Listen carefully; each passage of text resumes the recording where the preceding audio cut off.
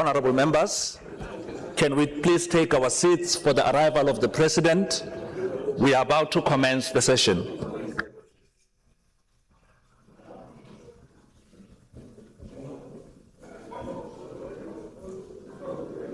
Honorable members, the President of the Pan-African Parliament.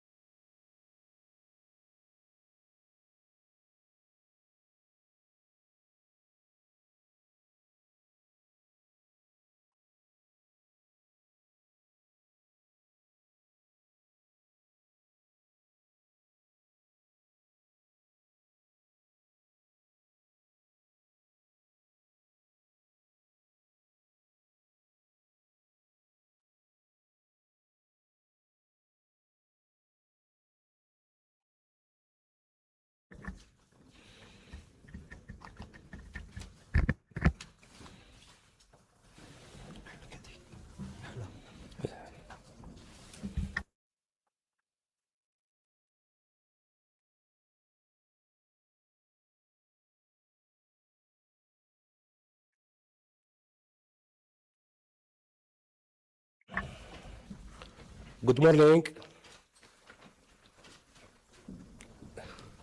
Please meet نشيد الاتحاد الافريقي. We are now going to listen to the AU, African Union anthem. Thank you.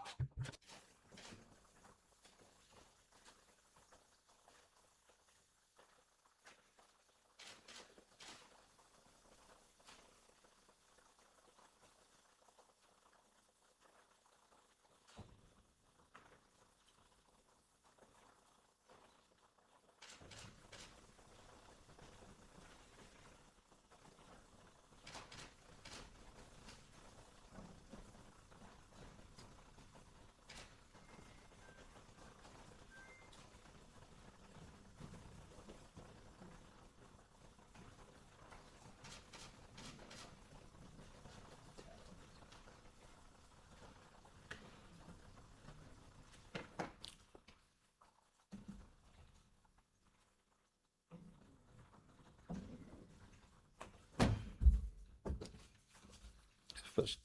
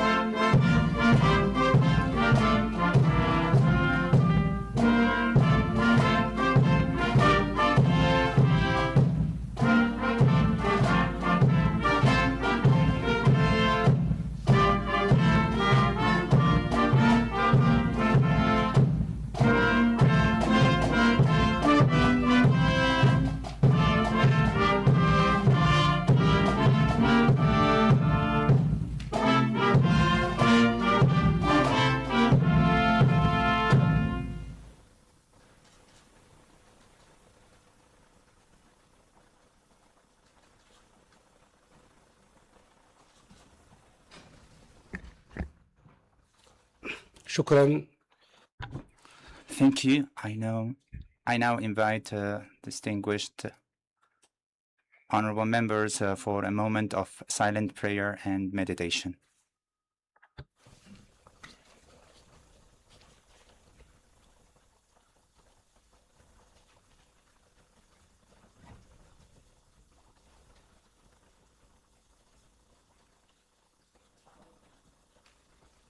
شكرا.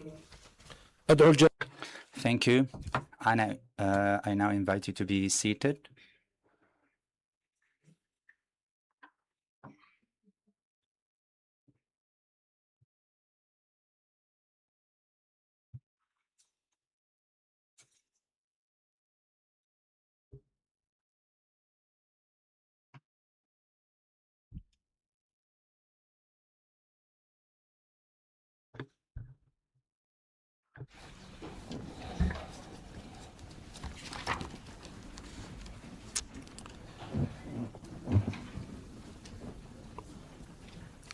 معالي الأعضاء. Honorable members of parliament, my colleagues,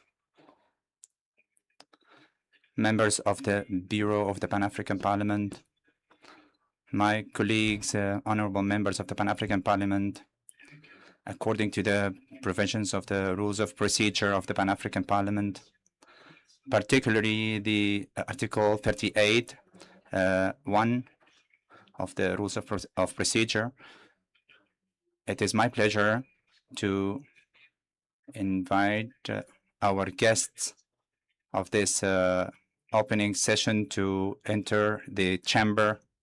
I invite again Honorable Thokozile Dedeza, Speaker of the National Assembly of South Africa. I also call upon His Excellency Randriana Soloniako Sitini Tiri, the Speaker of the SADC Parliamentary Forum. I also invite Her Excellency Ambassador Hanan Jarrar, Ambassador of the State of Palestine to the Republic of South Africa, and invite Their Excellencies Ambassadors and Head of Missions accredited to the Republic of South Africa. I also invite His Excellency Nelson Mofara, the UN Coordinator in the Republic of South Africa, and His Excellency Idrissa Sow, the President of the African Commission of the Peoples and People's Rights, who is following us virtually, and also to call the invited guests to be seated in the chamber.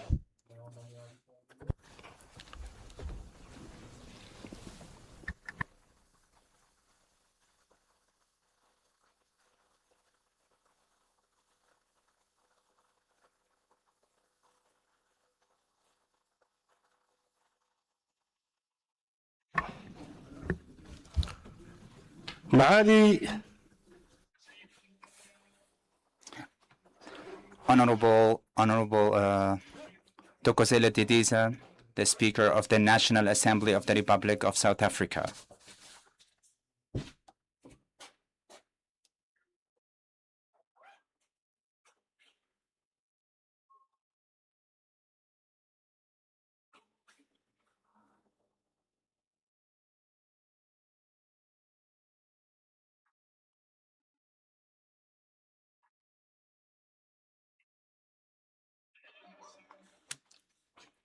Heartfelt greetings.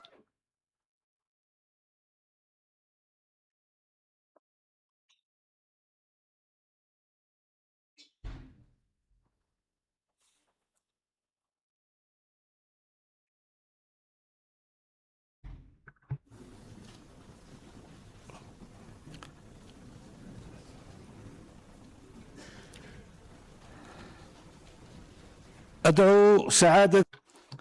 I also call upon Mr. Loniako Setini Henry, the Speaker of the Southern African Development Community Parliamentary Forum.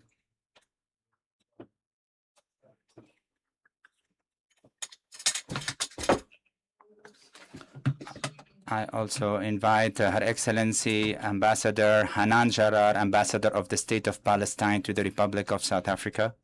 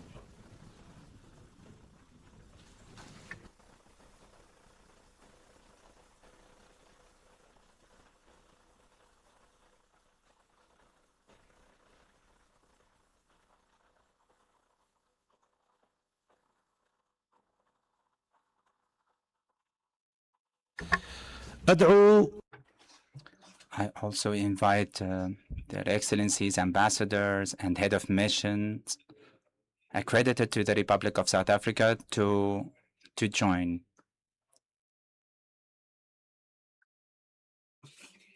I also invite His Excellency Nelson Mofa, the UN coordinator to the Republic of South Africa.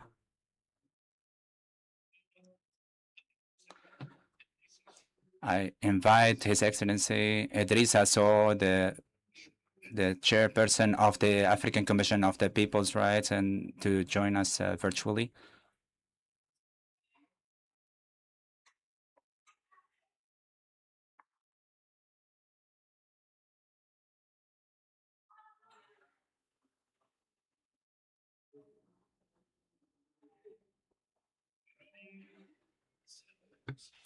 Honorable ladies and gentlemen, honorable members of the Pan-African Parliament,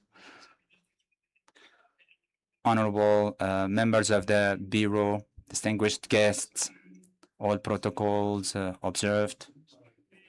Please allow me to read my opening address according to the rules of procedures of the Pan-African Parliament, and we are at this opening session of the first session after the election session of the Seventh Legislative Parliament.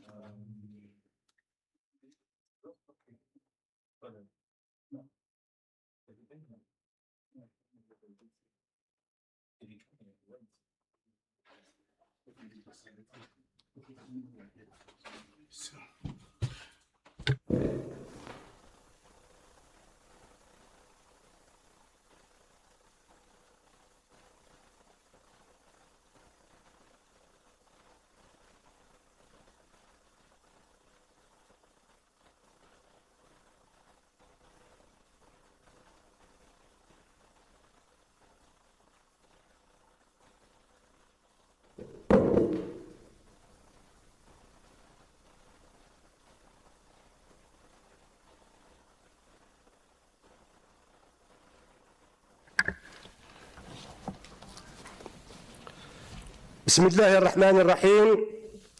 معالي السيدة أنجيلا ثوكوزيل ديديزا، رئيسة الجمعية الوطنية لجمهورية جنوب إفريقيا، سعادة السيد ستيني تيتيريلي راندا يان سولونياكو، رئيس المنتدى البرلماني للجماعة the chairperson of the SADC forum, Excellency Idrissa Sow, the chairperson of the Arusha Court, who is joining this meeting virtually, Excellency Maria Antoinette Roscard, the DG of the APRM, Your Excellency, members of the Pan-African Parliament Bureau, honorable members of the Pan-African Parliament, Excellency, members of the diplomatic corps accredited to South Africa, the clerk of the Pan-African Parliament, Madam Lindiwe, staff of the Pan-African Parliament as well, the media, and dear audience. Peace be unto you all. It is my singular pleasure to take the floor on my behalf and on behalf of the Bureau of the Pan-African Parliament to welcome you all at the official opening of the Pan-African Parliament, the Seventh Legislature. This is an opportunity. This is an opportunity which actually goes beyond a simple opening of the Pan-African Parliament. It is actually a critical moment in the life of our continental parliament.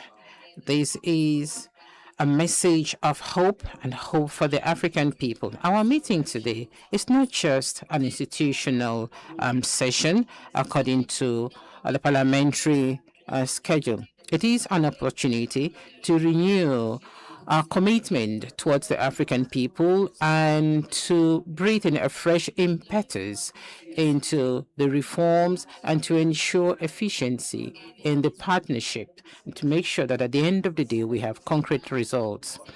Today, we are not simply opening a new parliamentary session. We're starting a new legislature, a legislature during which we're going to renew our collective responsibility as a Pan-African Parliament, strengthen the role of the Pan-African Parliament, and our commitment towards the African people. It is an effective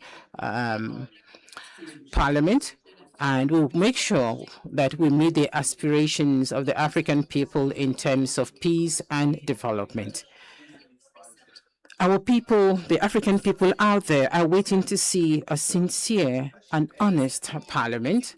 They are expecting concrete results that actually reflect, that is reflected in the daily lives of the African people. Our people are hoping to see a stronger Pan-African Parliament, an influential Pan-African Parliament that actually echoes the voice of the African people, and to ensure that there is participation in the democratic life of the continent.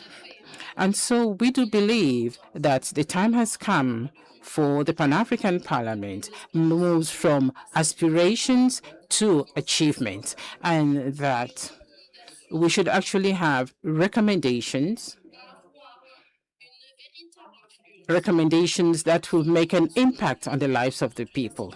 It should be a modern Pan-African Parliament that is based on competence, good governance, transparency, accountability, and an efficient and effective parliamentary diplomacy.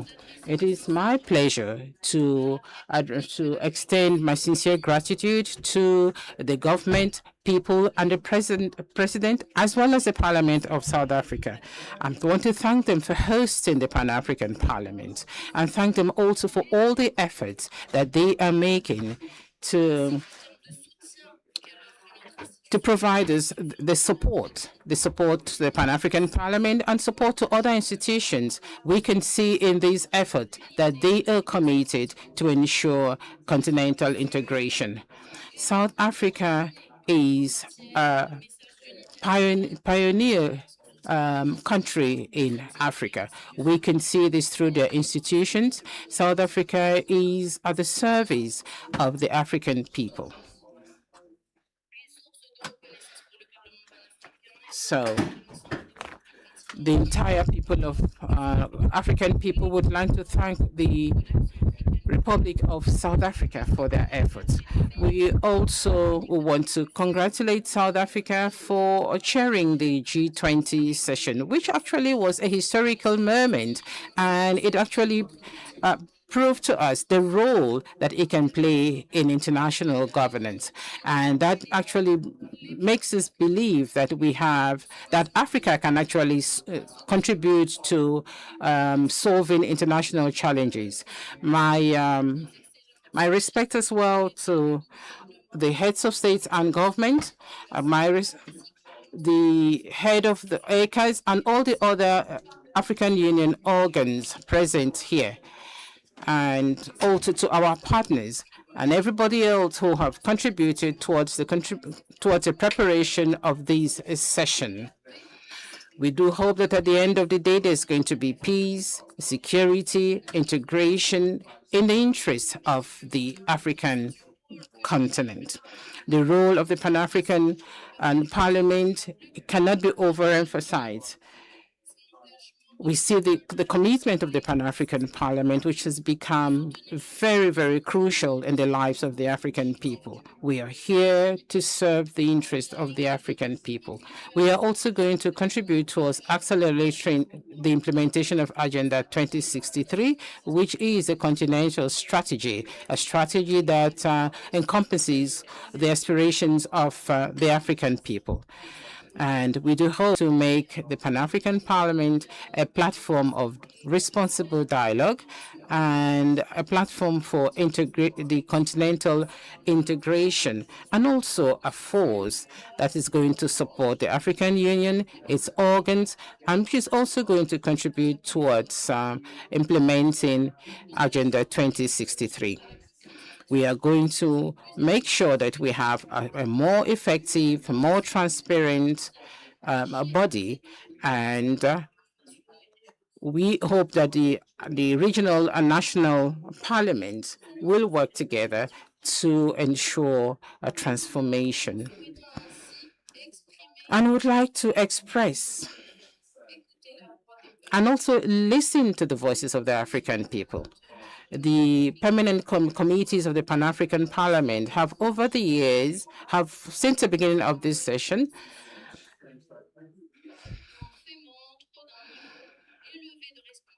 actually shown the level of professionalism, and they've made recommendations that actually reflect our knowledge of the challenges that our people face. We've done some diagnoses, and we've actually made some recommendations addressing all the members here present. My sincere gratitude for the efforts that they've made. They've proven to us that the Pan-African Parliament is not just a talk shop, but it is a platform where policies and initiatives are taken to meet the common interests of the African people. The permanent committees will remain the heartbeat of the Pan-African Parliament, and it would also be the driving force of the parliamentary reforms that we are all expecting to see ultimately. It is a platform of expertise in the area of legislation, monitoring, and evaluation. And we do hope that we are going to have a more influential, a more present Pan-African Parliament, and a Pan-African Parliament that is actually listening to the concerns of the African people. We want to see a legacy left behind for the African people.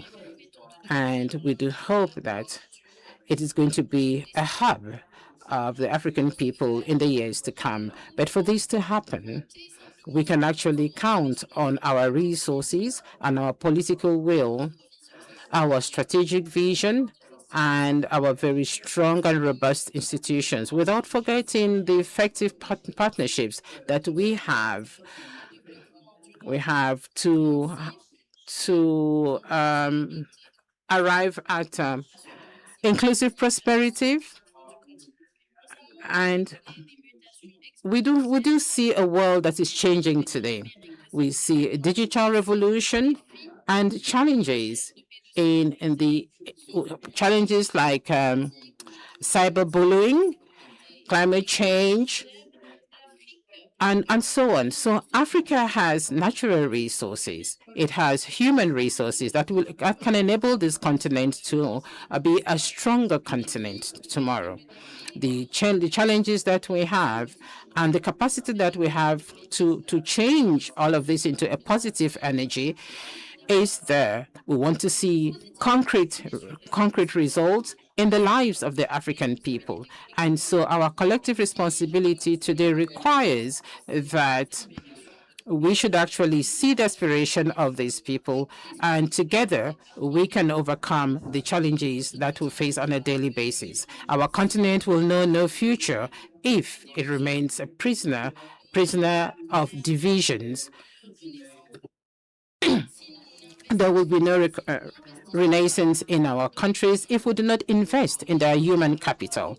We are not going to see a prosperous economy on the continent if, if there is no rule of law, no peace, no security. We have to fight. We have to overcome terrorism and ensure that there is good governance, that there is human rights, social justice, women empowerment, and development, educational development, and also healthcare on the African continent. So all of these are not just mere questions that we are going to address on our agenda, but rather a system that actually forms the basis or the foundation on which we have to build the future of Africa. And so for this to happen, we need to uphold the African sovereignty in every sphere. And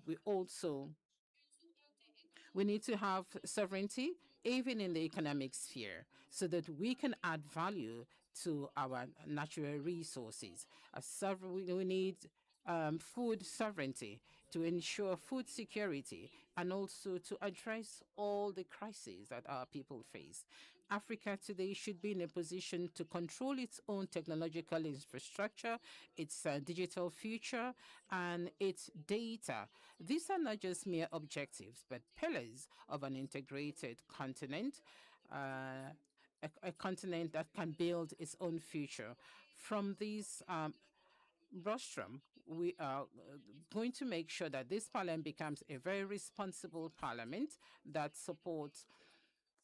works towards peace and development, and that is ready to defend the interests of the African people. We are going to work together with the institutions of the African Union and the member states to come up with continental strategies, tangible ones.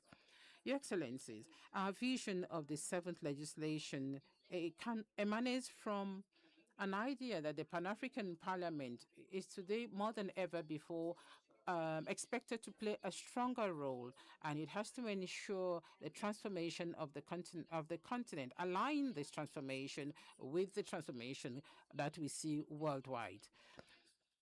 So we have for us to work as a parliament, first, we have to establish a more efficient Pan-African parliament, and that will start by strengthening its institutional performance and also upholding its principles of good governance, transparency, and accountability. We are going to continue our institutional reform. In other words, we are going to review our rules of procedure and work with the Executive Council so that we have clear procedures here in the Pan-African Parliament and play the role that our institution has been asked to play. We are asking all the honorable members here to fully play their role as the MPs of the PAP and to ensure that they follow up on the implementation of all the decisions that are taken here. So, for us to fully implement Agenda 2063 today, we should have stronger institutions and legislation that is closer to the people and the partnership between and among our member states. We need to have a legal framework that will enable us to do proper trade, inter-African trade, And this is going to help us to build our future through our own expertise and competence. And at the end of the day, we're going to have self-sufficiency, stronger markets, and even provide jobs for the African youth. These very ambitious projects or programs will not only will not be achieved through conventions, but we are supposed to actually facilitate the mobility of the African people. Not only the people, goods and services should be able to move across borders in Africa. And we do have a lot of obstacles, obstacles to intra-African trade. And for this reason, the Pan-African Parliament will continue to ask for the implementation of the AFCFTA protocol. We have to ensure that our national parliaments actually work together to open the borders of the African continent. The national borders, the national assemblies have to work together to ensure continental integration and contribute towards a common African market. Thirdly, we have to also ensure parliamentary diplomacy for peace and security. The Pan-African Parliament will remain a platform for dialogue, a platform for partnership, a partnership seeking to prevent conflicts and to resolve conflicts through very peaceful means. We need to find African solutions while upholding the unity and the territorial integrity of our countries. We are called upon to work within our countries. The Pan-African Parliament was established to ensure the respect of international rights, the rights of the people, and rejecting discrimination, colonialism. And so we want to reiterate our support to the African people. And we're calling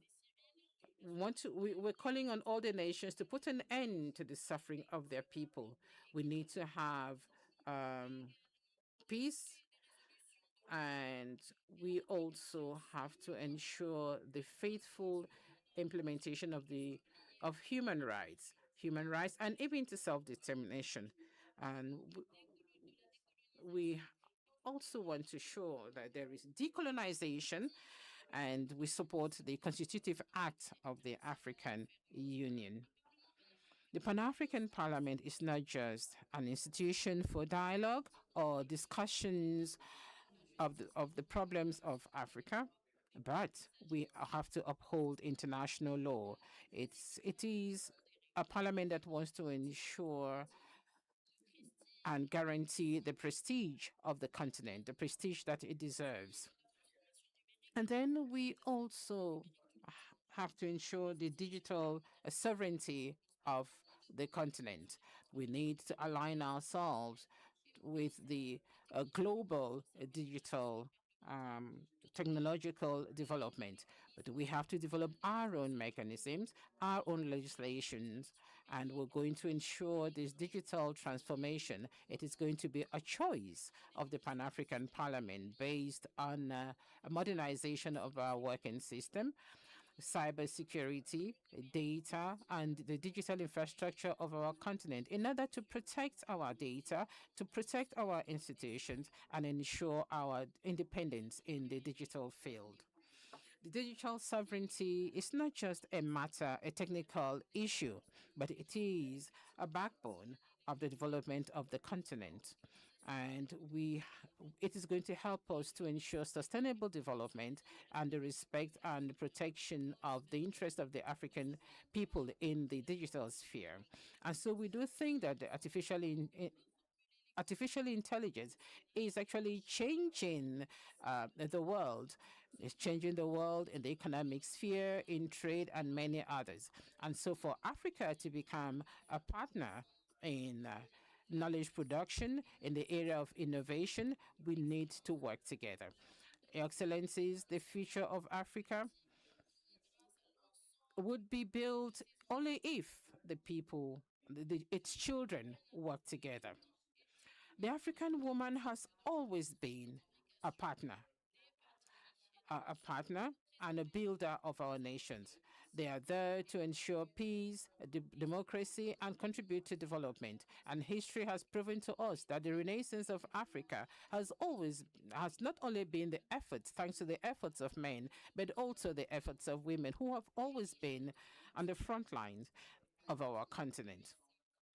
They've always made sure that our continent is a strong one. They have transformed our continent. And so we want to strengthen our policies towards women's empowerment and ensure that women take up leadership positions. And we do believe that the future of Africa will only be complete if we have the full participation of the boys and the sons and daughters of this continent.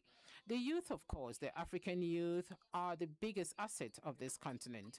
They constitute the biggest opportunity that we have for our future. They are not just the leaders of tomorrow, but the partners of today and the builders of the continent of tomorrow. And so it is incumbent on us to ensure that we provide quality education for the youth. We provide employment opportunities for them, and also ensure that they sit on the decision-making desk to take decisions for them. They are a driving force on the continent, a driving force in terms of economic growth. So empowering women and the youth actually at the very center of the concerns of the Pan-African Parliament, because these are two partner categories that we need in the decision-making sphere. We are going to continue to support the youth caucus and the women's caucus so that we strengthen their efforts towards the integration of Africa. So we have a theme in Africa and the African Union, the theme which is the sustainability of water in Africa. And this requires that we provide water to all the African people.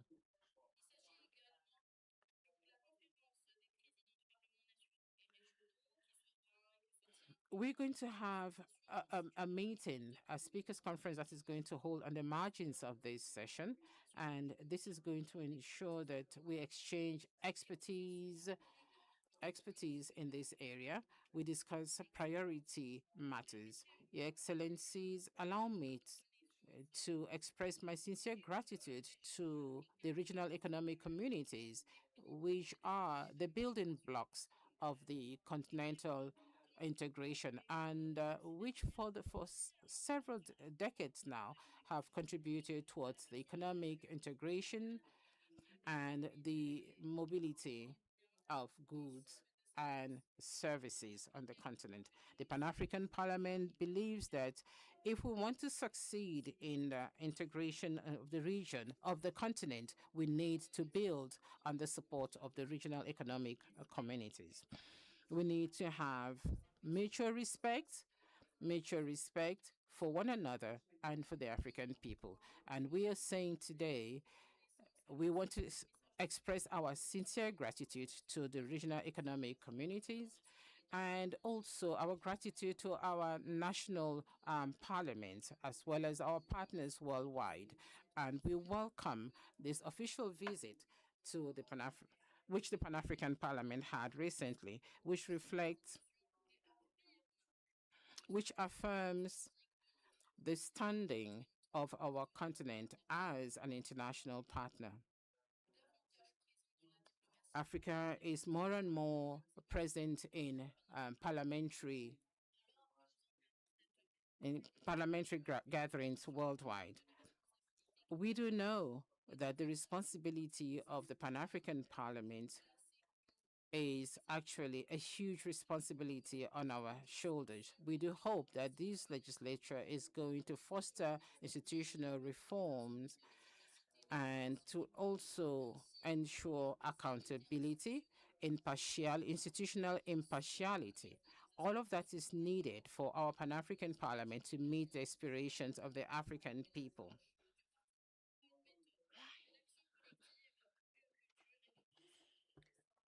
We want to ensure that there is a common responsibility as well as mutual respect and a constructive attitude, because the Pan-African Parliament is measured by its commitment to its vision.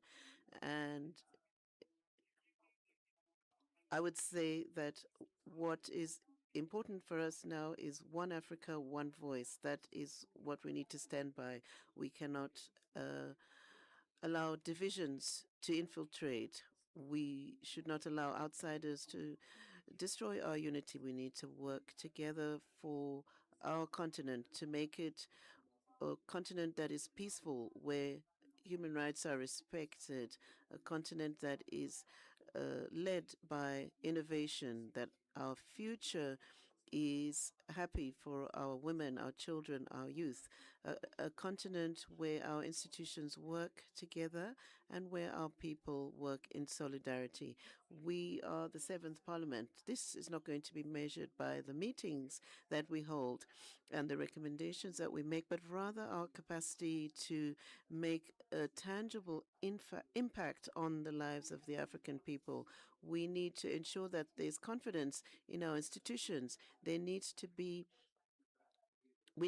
be able to implement our objectives. Our ambition is to have an Africa that takes ownership of its decisions. We need to be part of the global economy, an Africa that is able to protect its security, its food security in particular, as well as its water security. We need to ensure digital sovereignty. Africa needs to also be responsible for the future of its children. We do not lack resources or skills, but what we need now is strong institutions, extraordinary commitment to governance, building efficient partnerships so that we can take advantage of our resources to ensure sustainable development and full prosperity for all our citizens. I would like to reiterate, and I call upon my colleagues in the Pan-African Parliament, as well as national parliaments and AU institutions, as well as our partners, to work together in solidarity to ensure that this Seventh Parliament is an African renaissance as far as the processes that build the African Parliament. This needs to be a new stage. We need to have results and work through partnerships. So we need to work together to have a more efficient parliament that is more influential, so that we have an African Union that is stronger and more coherent, which leads to a unified continent which is prosperous, able to defend its interests and build a positive future. We are the voice of the African people. We need to defend their interests, and we need to build unity, have strategic partnerships in implementing and arriving at the objectives of Agenda 2063. Let me reiterate that the next generation should not call us into question for the number of meetings we've held or the number of documents that we produced, but rather they will see that we had tangible results on the ground to change the daily lives of African citizens, to ensure a sustainable and prosperous Africa where we see equity. Our mandate needs to be measured on our accomplishments, what we have achieved. So in order to arrive at this, we need to work together. We need to work in solidarity to ensure that the Pan-African Parliament remains the voice of the people and the conscience of our continent. We need to build unity so as to be a symbol for the continent. We want to have an Africa that has strong economies, confident in its own future. May the Almighty assist us in accomplishing our goals, in concretizing our objectives. Long live the Pan-African Parliament. Long live the African Union. May we have an Africa that is peaceful and strong. Thank you.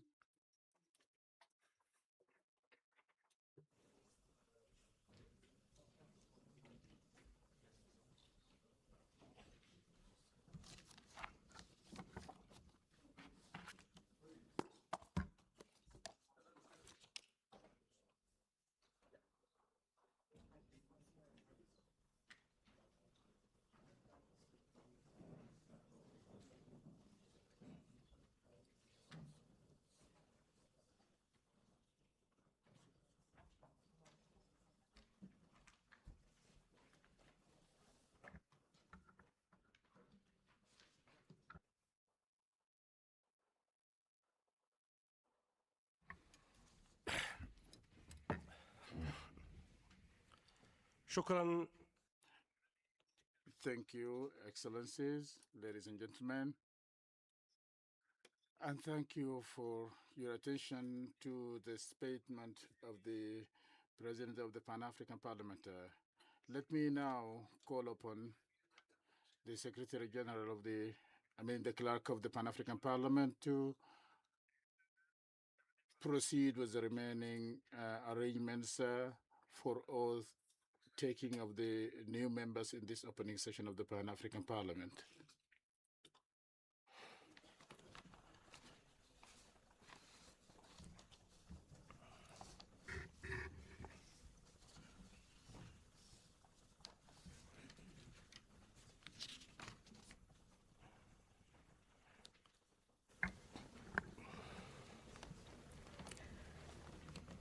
Honorable members, in accordance with Rule 9 of the Pan-African Parliament Rules of Procedure, the credentials of 13 members of national parliaments have been verified by the Clerk of the Parliament and validated by the Permanent Committee on Rules.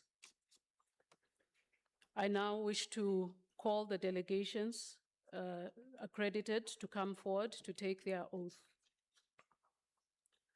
From Angola, Honorable Kilamba Vandunem.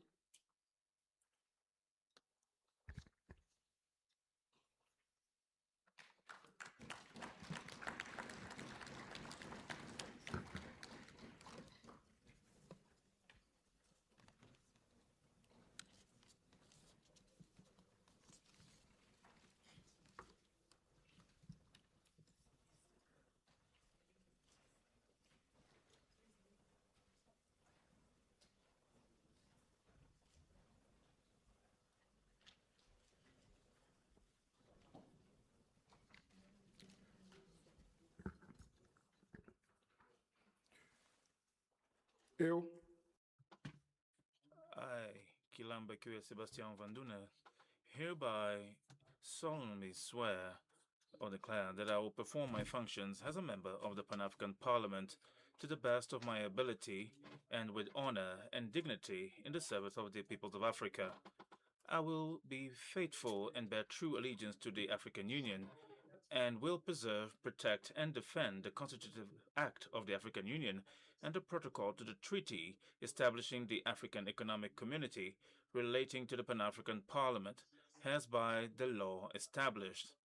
And I will promote adherence to the principles of good governance, democracy, human rights, international humanitarian law, peace, stability, and all objectives of the Pan-African Parliament.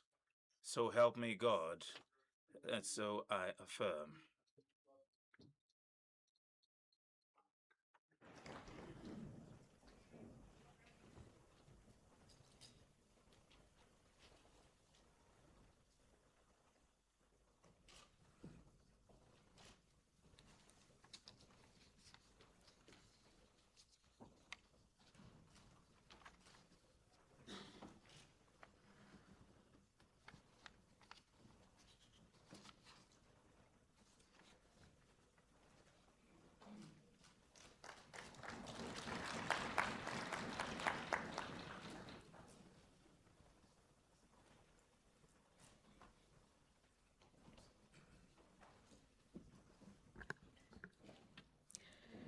From Benin, Honorable Mr.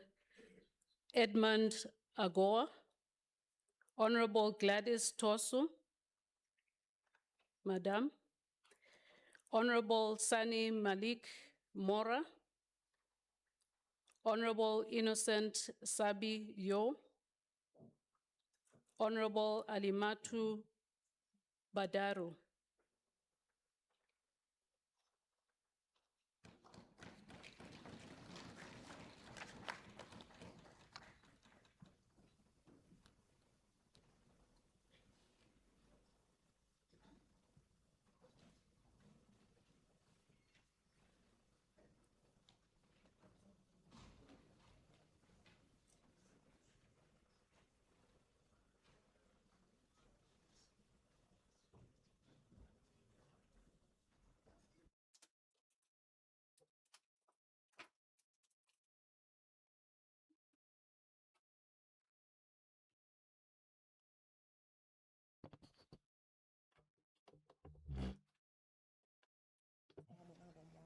Moi. I, Agua Asuba Edmo, a Member of Parliament of the Pan-African Parliament.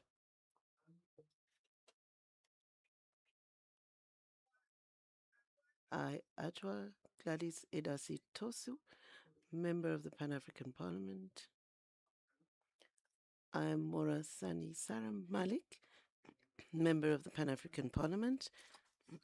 I, Sani Innocent Sambio, Member of the Pan-African Parliament. I, Monima Tabau, Member of Parliament. Hereby solemnly declare that I will perform my functions as a member of the Pan-African Parliament to the best of my ability and with honor and dignity in the service of the peoples of Africa. I'll be faithful and bear true allegiance to the African Union and will preserve, protect, and defend the Constitutive Act of the African Union and the Protocol to the Treaty establishing the African Economic Community relating to the Pan-African Parliament as by law established. And I will promote adherence to the principles of good governance, democracy, human rights, international humanitarian law, peace, stability, and all objectives of the Pan-African Parliament. So help me God.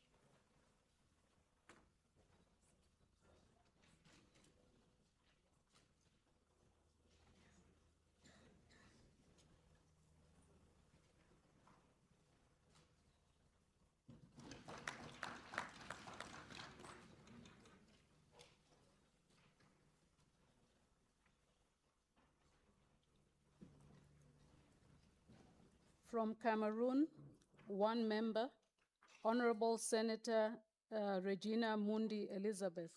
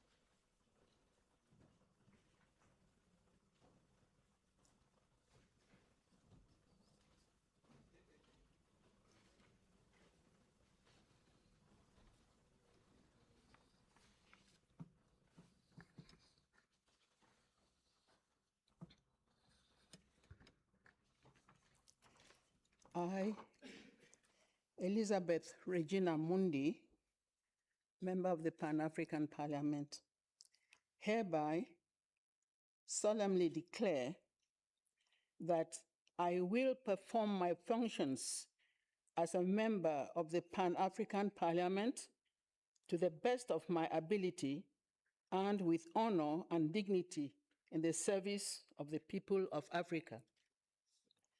I will be faithful and bear true allegiance to the African Union and will preserve, protect, and defend the Constitutive Act of the African Union and the protocol to the treaty establishing the African Economic Community relating to the Pan-African Parliament as by law established.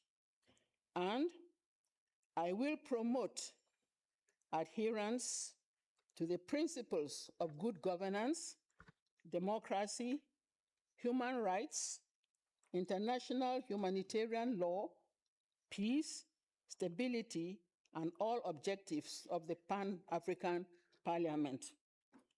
So help me God.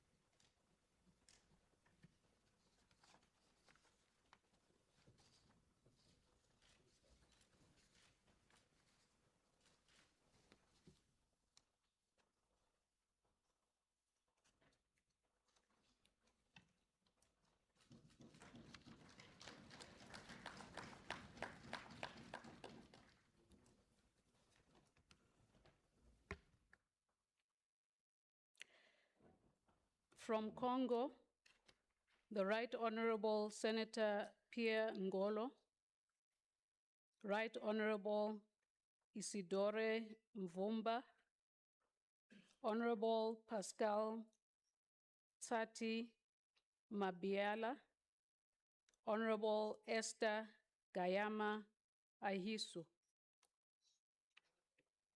Okay. Is that not in the chain? From Malawi, Honorable Besta Awali.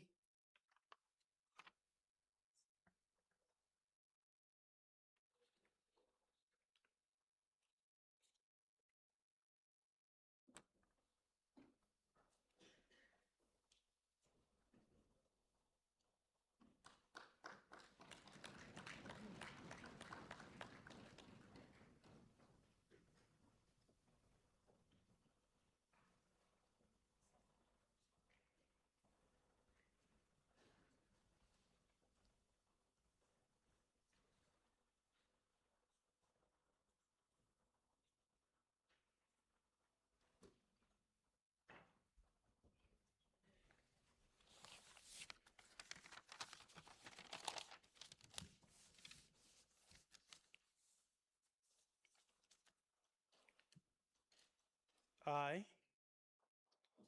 Bester Awali, hereby swear that I will perform my functions as a member of the Pan-African Parliament to the best of my ability and with honor and dignity in the service of the peoples of Africa.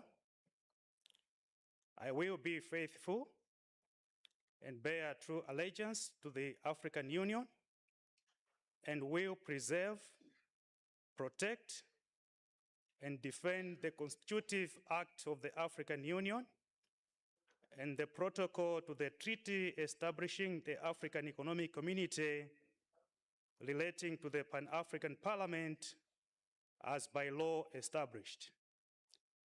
And I will promote adherence to the principles of good governance, democracy, human rights, international humanitarian law, peace, stability, and all objectives of the Pan-African Parliament. So help me God.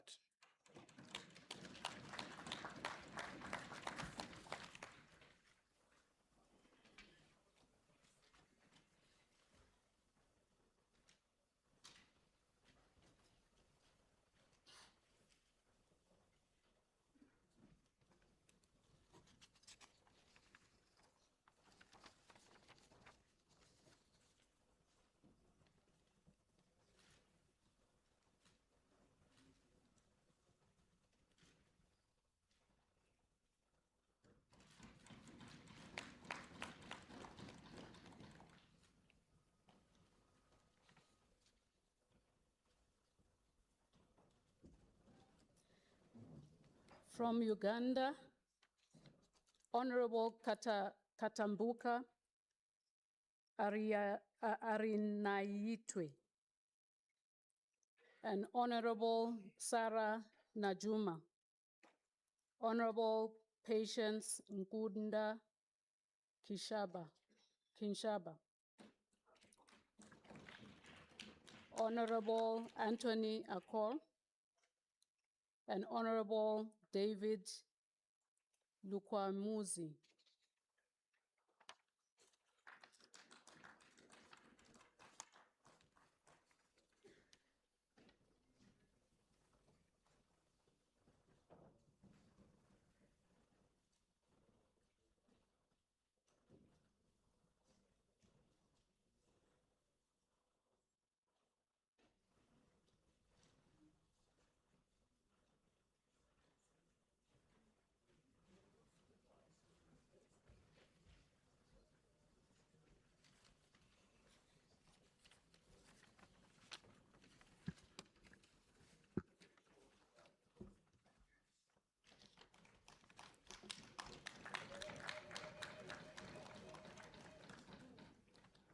I, Arinaitwe Katambuka Rwakajara, swear. I, Najuma Sarah, hereby swear. I, Akol Anthony. I, Chinsha Patience Nkunda, swear. I, Ruchams David Kalwanga, hereby swear.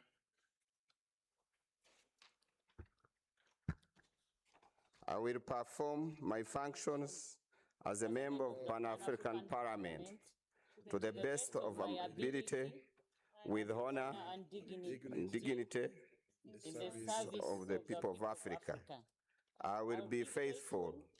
I will bear true allegiance to the African Union and preserve, protect, and defend the Constitutive Act of the African Union and the protocol of the treaty establishing the African Economic Community, relating the Pan-African Parliament as by law established.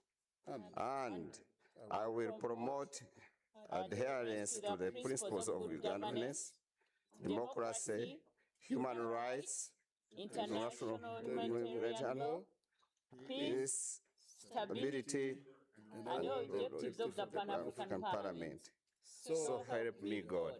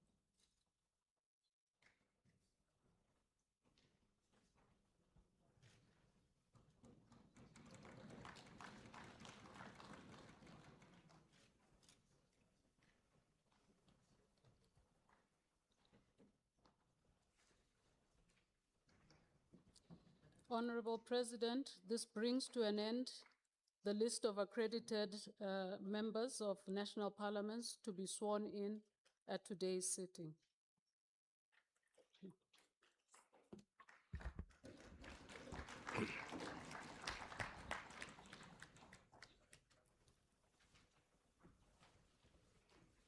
معالي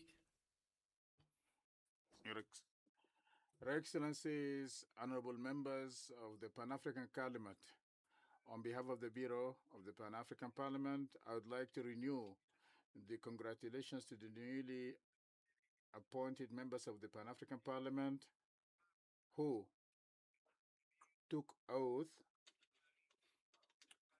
in accordance with the provisions of the rules and systems of the Pan-African Parliament from Angola, Benin, Cameroon, Congo, Liberia, Malawi, and Uganda.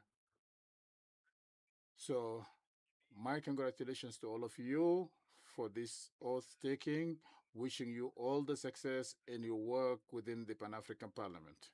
Once again, I'll be back to the program, which is on point 5, which is about implementation of Article 5 of the Rules of Procedures of the Pan-African Parliament. Once again, I call upon the clerk of the Pan-African Parliament to do the procedures for the quorum, verify the quorum of the members for the sitting of this session. Madam Clerk, you have to take the measures to confirm that we have the quorum in accordance with the procedures of the Pan-African Parliament Rules and Regulations, Rule 55. Please take the measures required.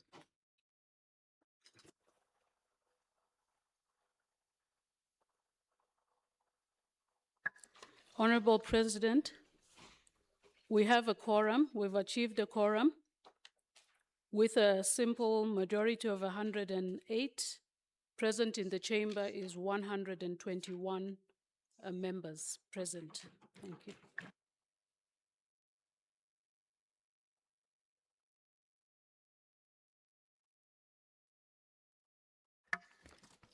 شكرا.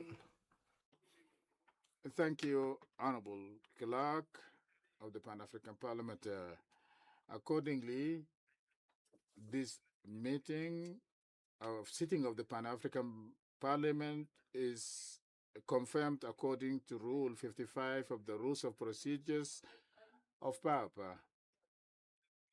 As we are having 121 members who are present in this chamber, we hereby confirm that we have the quorum. Moving to the next point, which is about our guests of honors who are here to convey messages of solidarity. And according to Rule 38.1, I hereby call upon our guests to submit their messages of solidarity as regularly done in the opening of the sittings of this parliament. And I start by Mr. Nelson Mafa, UN Coordinator, the Republic of South Africa, to deliver the message, the solidarity message. You have the floor, Mr. Nelson.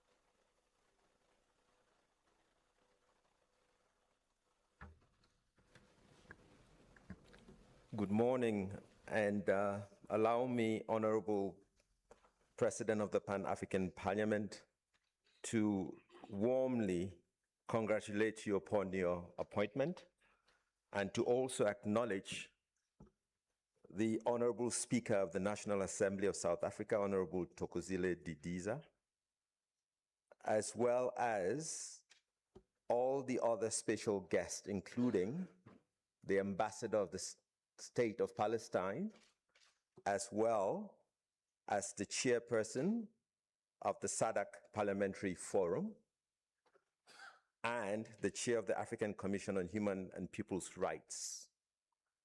Allow me also to acknowledge the vice presidents, the Bureau, and members of the Pan-African Parliament, as well as the Dean of the Group of African Heads of Mission and other heads of missions present. Good morning, all. I am honored to convey the solidarity and support of the Secretary General of the United Nations, Antonio Guterres, and the Deputy Secretary General, Amina Mohamed, and of the United Nations family working across Africa on the occasion of the opening of the first ordinary session of the Seventh Legislature of the Pan-African Parliament. Allow me once more to reiterate our heartfelt congratulations to the newly elected leadership and to commend the renewed commitment to citizen-centered governance, accountability, continental integration, and the implementation of Agenda 2063 that has marked the beginning of this new legislature. These priorities are timely, necessary, and deeply aligned with the aspirations of African peoples. Excellencies, the United Nations Secretary General recently observed that Africa is not waiting. Africa is moving, Africa is leading. This affirmation captures a reality that is increasingly evident across our continent. Africa is shaping global conversations on peace, climate action, sustainable development, economic transformation, and multilateral cooperation. Africa is advancing its own vision through Agenda 2063. And Africa is demonstrating that the most sustainable solutions are those that are African-led and African-owned.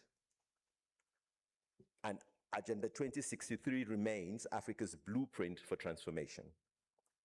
Of course, the 2030 Agenda and its Sustainable Development Goals also reinforce this vision. And they are not competing agendas, they are mutually reinforcing pathways towards a peaceful, prosperous, integrated, and sustainable Africa. The strategic partnership between the African Union and the United Nations is therefore anchored in that understanding: African leadership, African ownership, and shared responsibility for advancing peace, prosperity, and sustainable development across the continent.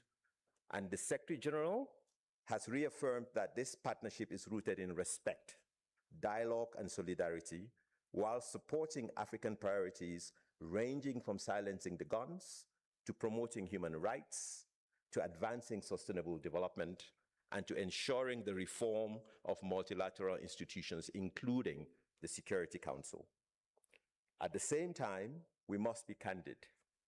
Many of our development ambitions remain sadly off track, and even as the needs and expectations of people continue to grow.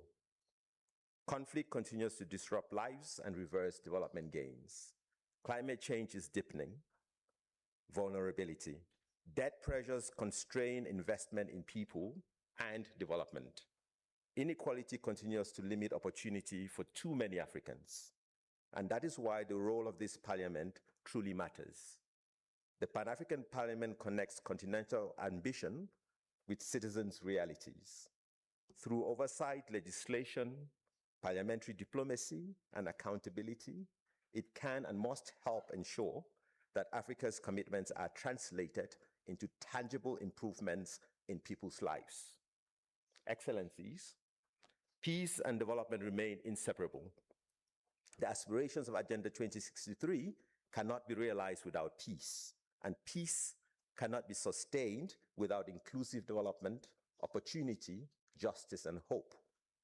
And this year's African Union theme on water and sanitation is therefore both timely and important, because access to safe water and sanitation is fundamental to health, dignity, food security, climate resilience, and economic opportunity.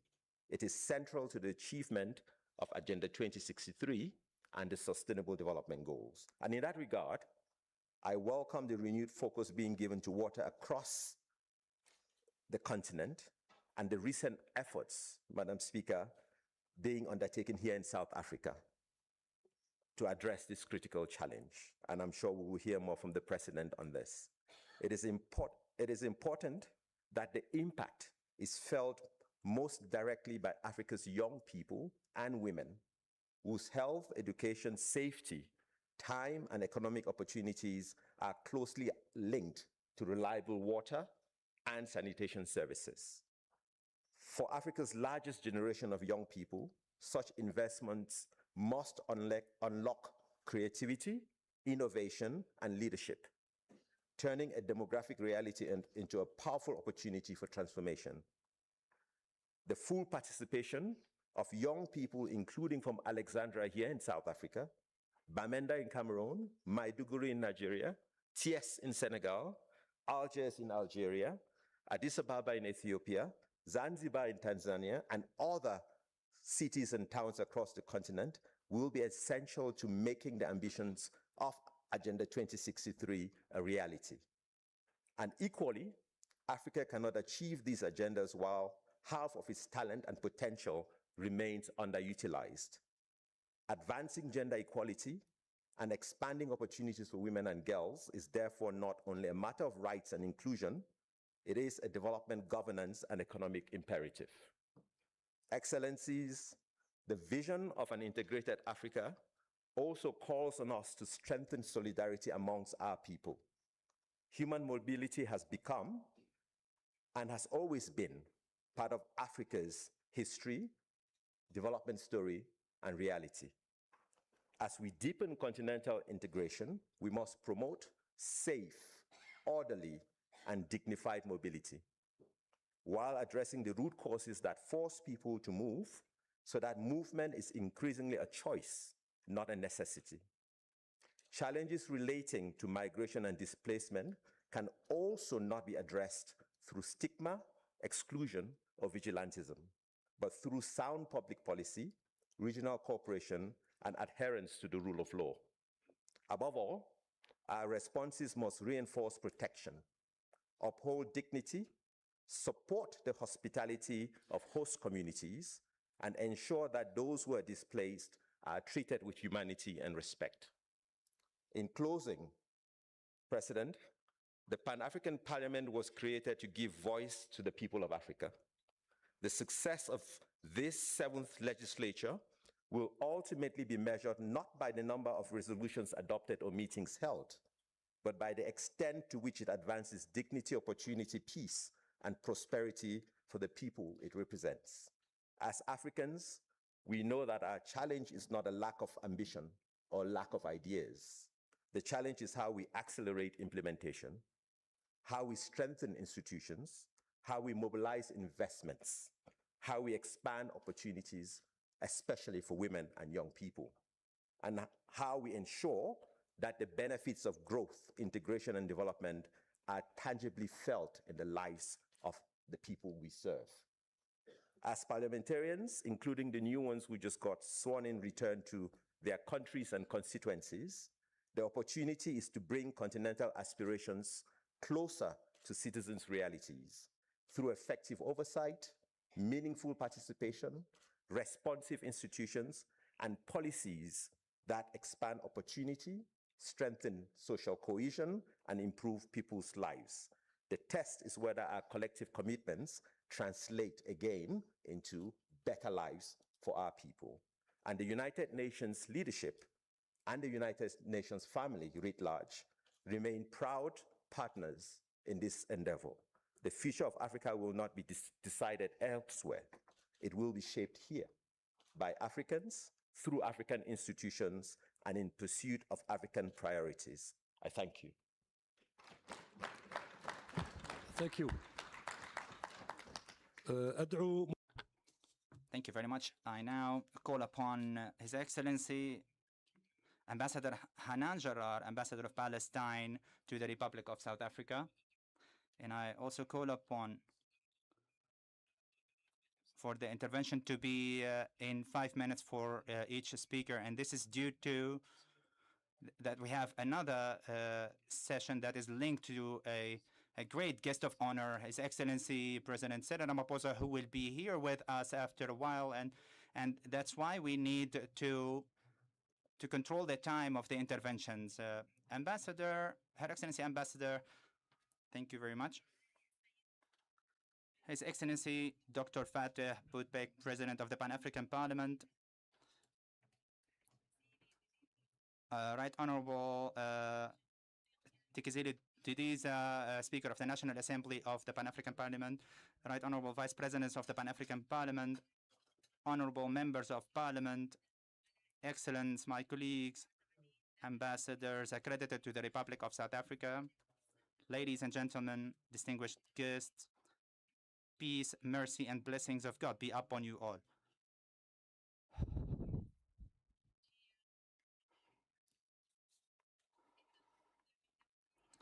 It is a great honor for me to stand once again on the podium of the free African people who have written the most magnificent pages in the history of the global struggle against injustice, oppression, racism, and occupation.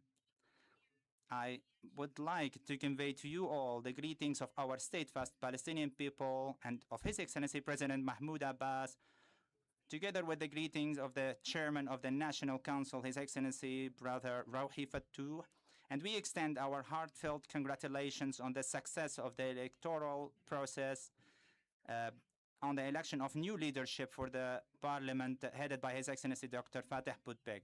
And our congratulations likewise go to all the honorable vice presidents.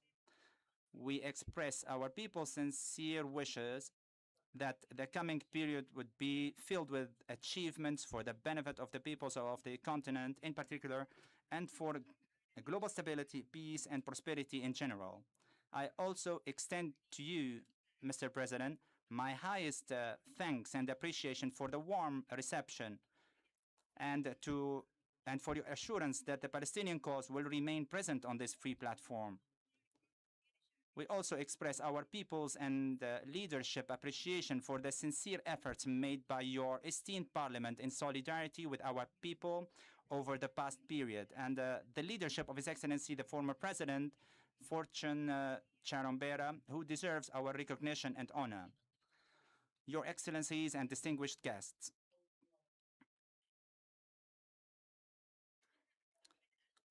more than 1,030 days have passed since the beginning of the genocide against our people, and nearly 300 days since the ceasefire agreement.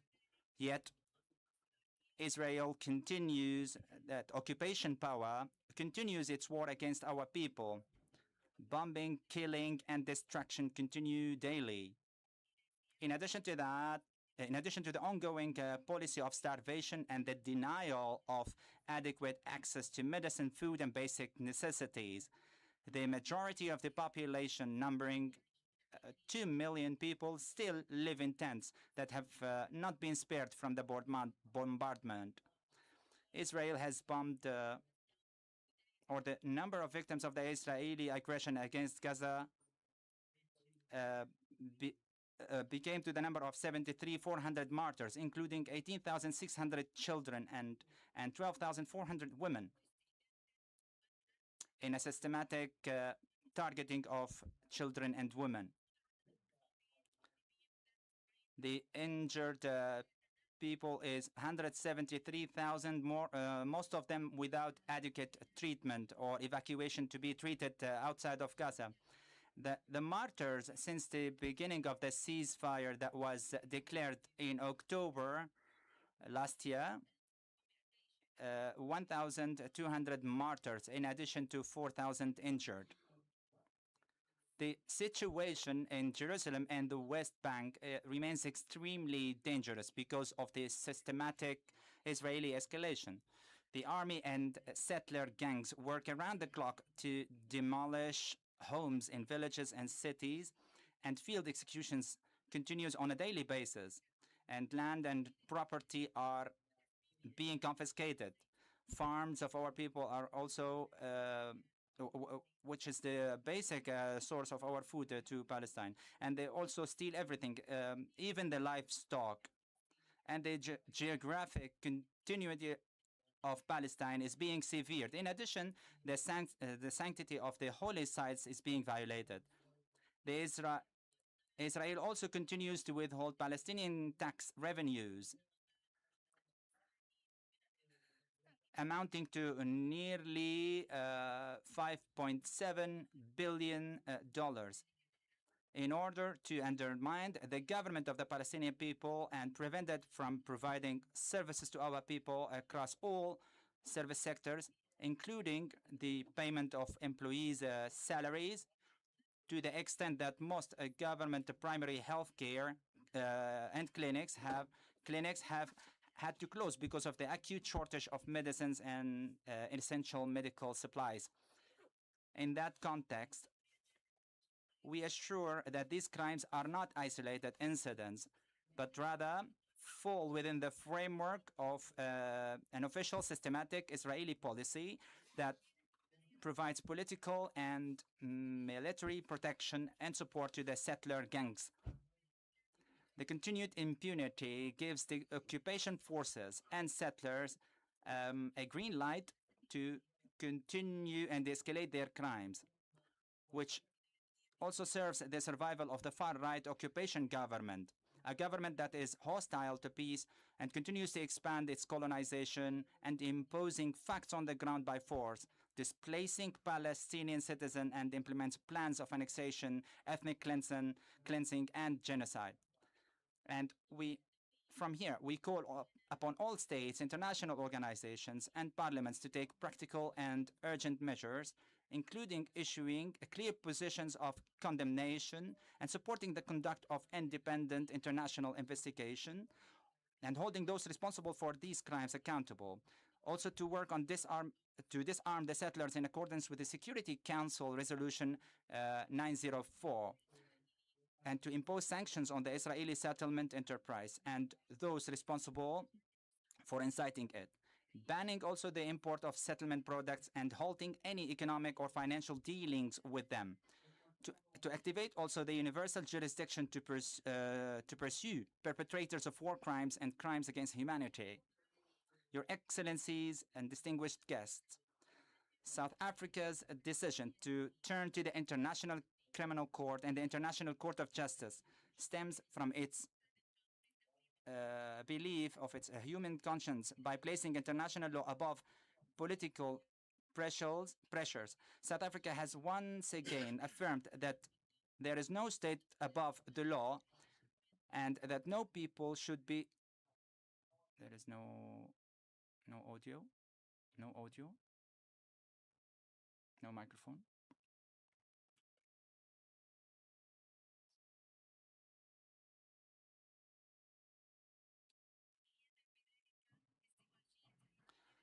Ending the double standards of the international standards, as the war of genocide has become the moral mirror that determines the conduct of states, groups, and individuals.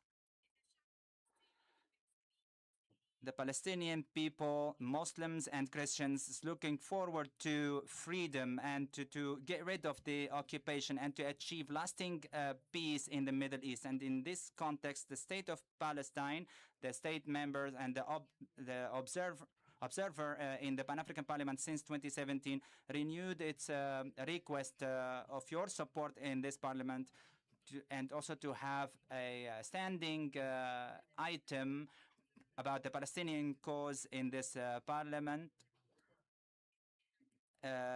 in line with the existing practices with the African Union. And in conclusion, I would like to extend my sincere thanks once again for giving me the opportunity to speak before you directly with my best wishes for the success of this session and the achievement of its intended objective. Long live Africa, long live Palestine, and long live the free people of the world. Thank you so much, Your Excellency, Ambassador Hanan Gerard, Ambassador of the State of Palestine to the Republic of South Africa. And I now call upon His Excellency Idrissa Sow, the chairperson of the African Commission on the rights, on the human and people's rights, through the video conference to address the Parliament. And I also would like to reaffirm the importance of respecting the time limits due to to have an honorary session linked to the opening session where we will host His Excellency President Cyril Ramaphosa. And I would like to thank again, on behalf of the honorable members of the parliament, I would like to thank the presence of Honorable National Speaker of the National Assembly of South Africa. And I would like to ask also His Excellency Idris to address us and read his statement or the message of solidarity. Thank you. Je vous remercie, Honorable Président. Thank you so much, Honorable President, for the chairperson for the time that you allow me to speak. Excellencies, President of the Pan-African Parliament, ladies and gentlemen, and parliamentarians, then the ladies and gentlemen of the Bureau, members of Parliament. It's for me an honor to really take the floor, to be given the floor, and to address a specific message, and to compliment the Pan-African Parliament on the occasion of the opening of this ordinary session and the legislature that is related to it now. It expresses in the African name of the human rights of man and people over whom I have honor to preside, and I mean, I have great gratitude for that, and to be invited by the PAP. And I think that the solidarity, the expression of solidarity, and our institutional relationships is paramount.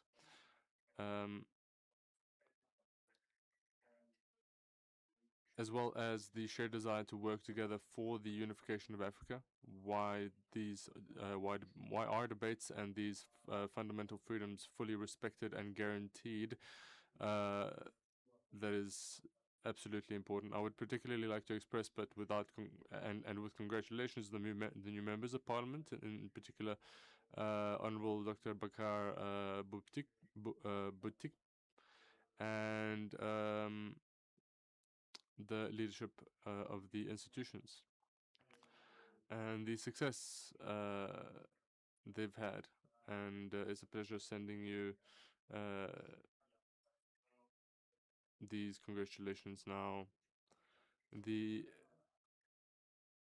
African Union Commission, the African Commission, and the Pan-African Parliament absolutely share well-known, notably the promotion or protection of human rights, a well-known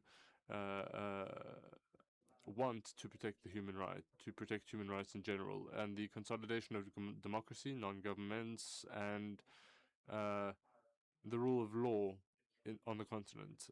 The Commission in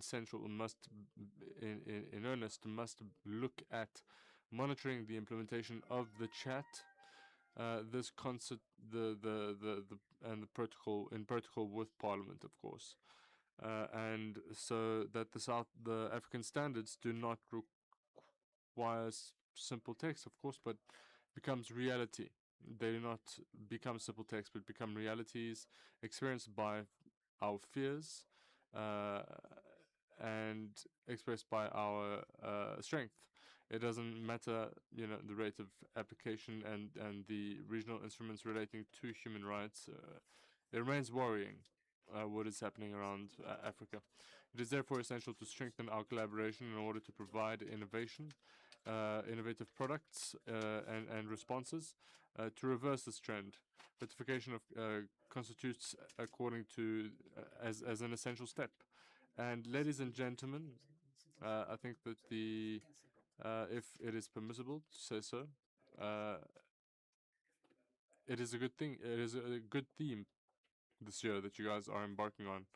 African parliamentarians, I think that let the theme of course, assuring sustainable water availability and sanitation systems to achieve the goals of the Agenda of 2063 remain at the heart of everything that you do. This morning, tonight, or today, especially now, because we never, you know, we have to have universal access to safe drinking water, adequate sanitation infrastructure, and liquid hygiene services. This is a fundamental right. The realization of several other essential rights, including the rights of health, development, and a healthy environment, is also something to consider. And that's all. Madam,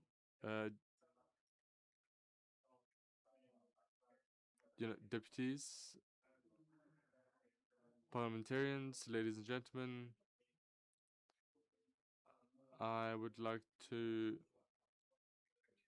formulate or express that your deliberations be constructive and full of realizations and of realization of the cultural standard entrusted to your institution and your theme. السيد Thank you. We now call on His Excellency Randriana Soloniaco Sitinini Henry, the Speaker of the Parliamentary Forum of the Southern African Development Community, to address us in 5 minutes so we can conclude this item and we move to the next item. His Excellency Mr. Sitinini, you have the floor.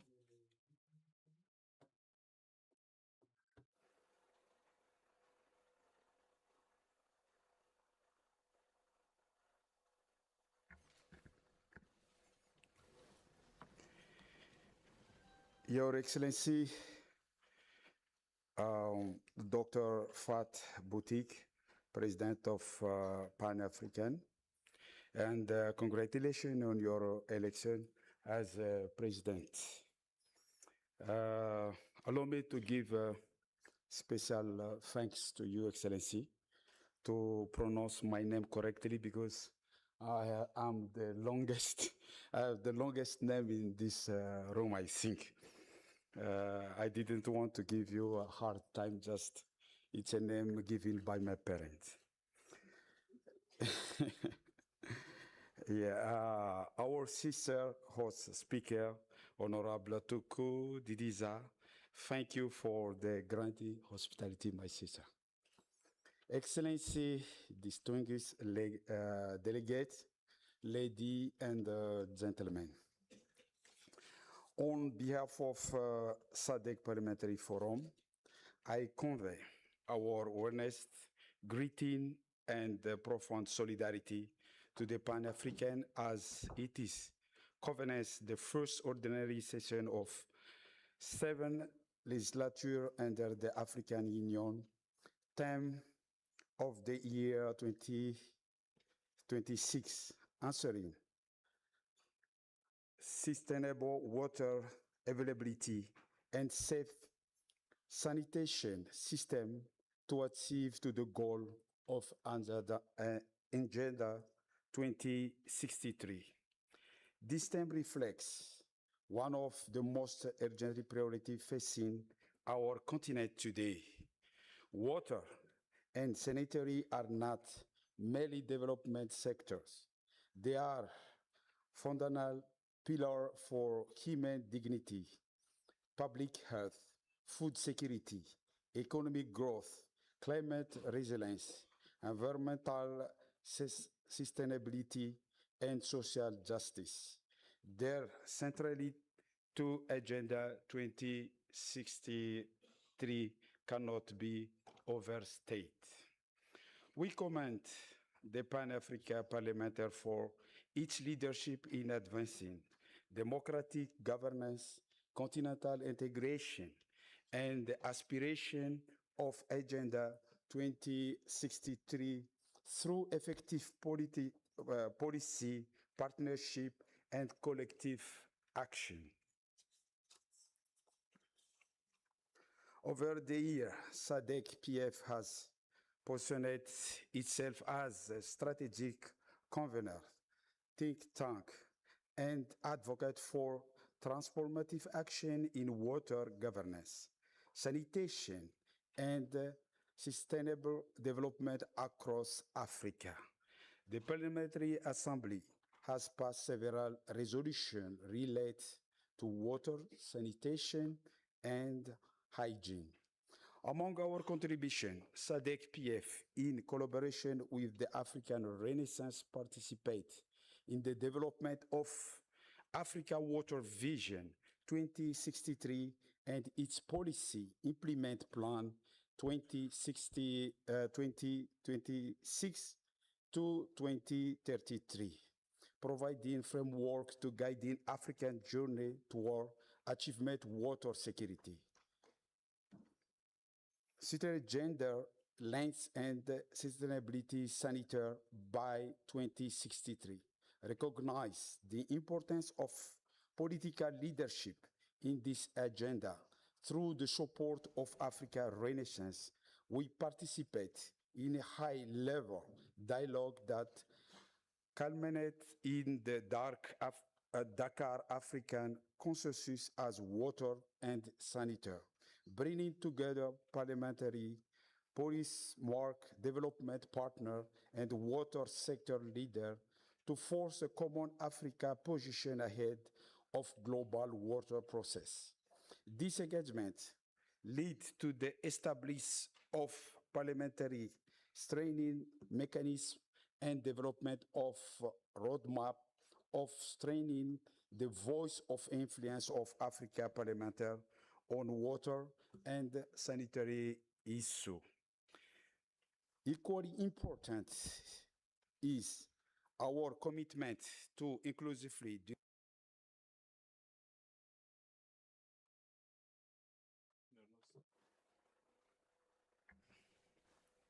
5 minutes is really quickly. Okay, I will be shortly.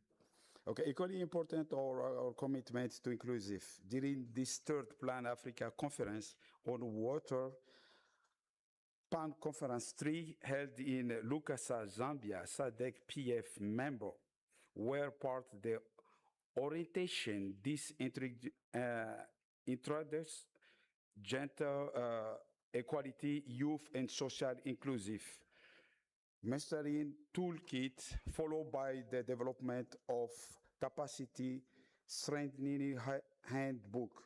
This practical instrument seek to address perceived inequality in the water, sanitation, and hygiene sector by answering the women, youth, personnel with disability, and another vulnerable group are meaningful, including in planning, implementation, and decision-maker process. Through this initiative, parliamentarians have demonstrated that sustainability, water, sanitary, and hygiene government must be people-centered, equitable, and responsive to the need of citizens. This SADC-PF therefore recognized that achievement, sustainable water availability, and safe sanitation system require more than infrastructure investment alone. It requires visionary leader, effective legislation, robust institution, inclusive governance, scientific innovation, and strengthened accountability mechanism. It also requires parliamentary leader capable of translating continent commitment into national action that promotes progress. Dear delegate, it is this regard that we stand in full solidarity with Pan-African, in African Union, member of state, regional economic, communities, development partner, civil, social, and the private sector in advancing shared vision of water secure, safe sanitation, and climate resilience Africa. Through Africa Water Vision of the Year initiative. The SADC remain committed to recognize the celebration excellence, innovation as a leader in water governance, safe sanitary sustained development. We will continue to champion partnership, knowledge exchange, and practical action that elevate water security and safe sanitation and strategy drive of African transformation. As the African continent its journey toward prosperity, let us be guided by the principle of unity, shared responsibility, and collective action. Together, we can build Africa where very citizens enjoy access to safe water, dignity, sanitation, where no community is left behind, and where the aspiration of Agenda 2063 become a level relate for the present of the future generation. Please accept your Excellency and Honorable Member the assurance of high consideration and our solidarity. Long life to the Pan-Africa, long life African Union. Together, let us build Africa. Every child has clear water to drink. Every family has access to sanitation, and very nation can achieve the aspiration of Agenda 2063. Thank you very much. شكرا. Thank you, Honorable Chair of the Parliamentary Forum of the South African Parliamentary Forum for this solidarity address. And I'd like to thank once again all those who took the floor and showed their solidarity in this opening session. And I'd like to apologize for them for the fact that we are controlling time with 5 minutes for each person due to the activity that we have, because we are going to have an exit session. So for the honorable members, we will adjourn the sitting or the session for 5 minutes to allow the Bureau to receive the guest of honor.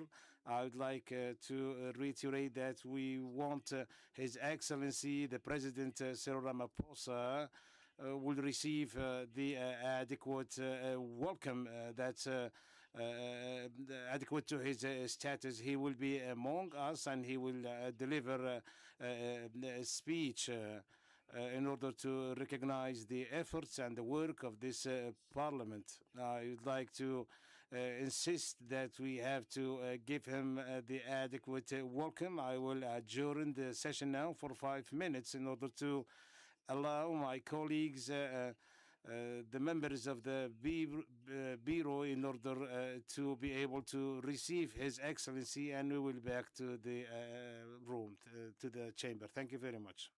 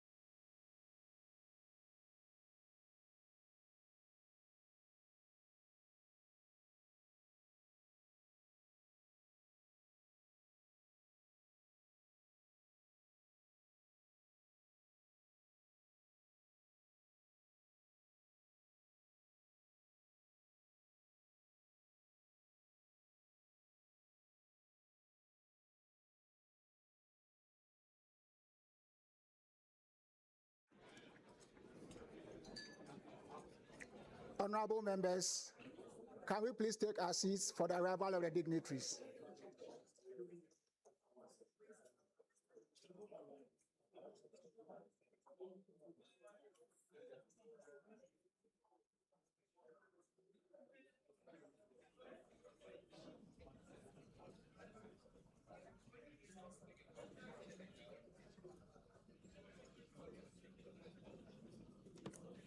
Honorable members, can we please take our seats for the arrival of the dignitaries?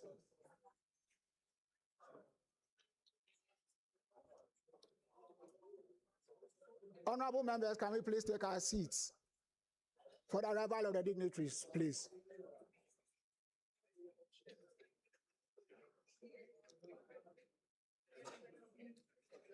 Honorable members, can we please take our seats for the arrival of the dignitaries? Thank you.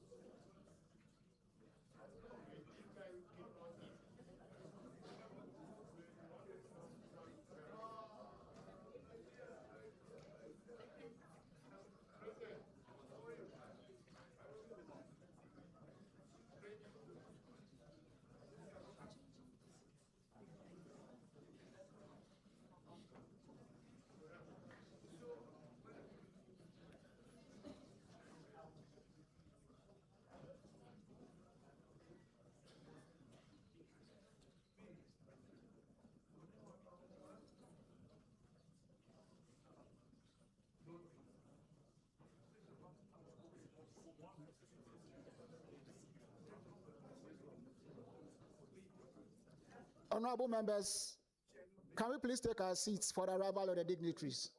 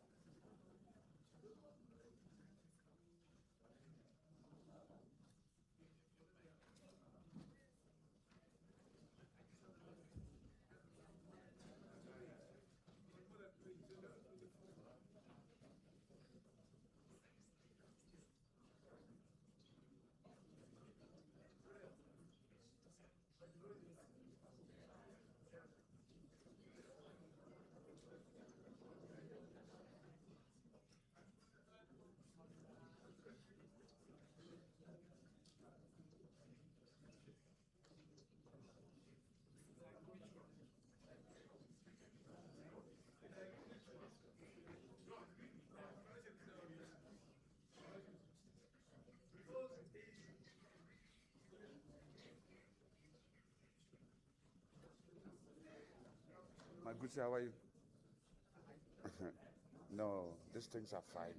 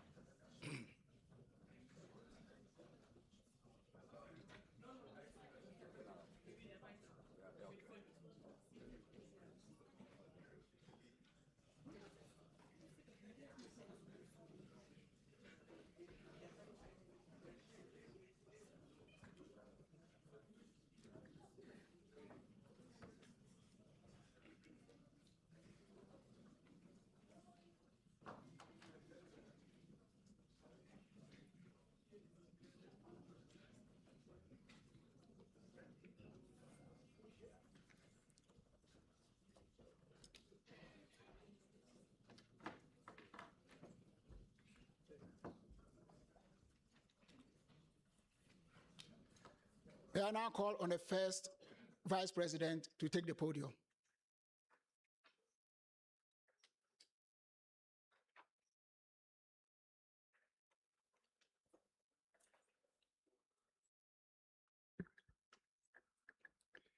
Excellencies, invited guests, Your Excellency,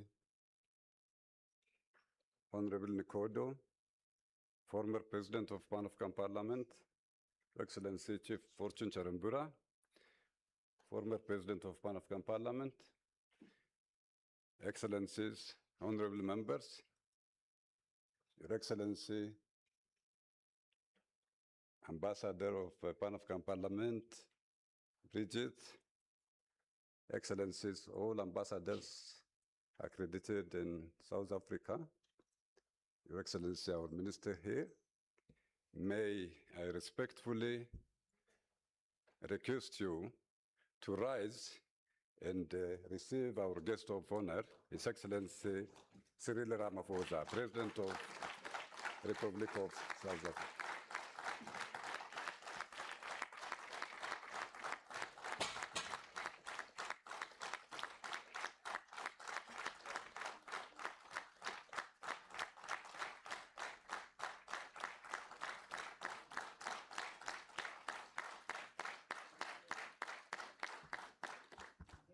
Thank you, but it's not enough.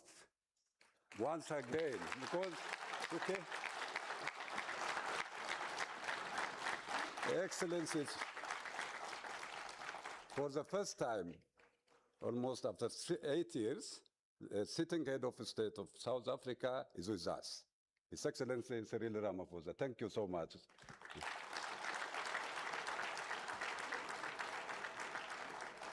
Still, we keep rise to sing the anthem of Republic of South Africa and the African Union.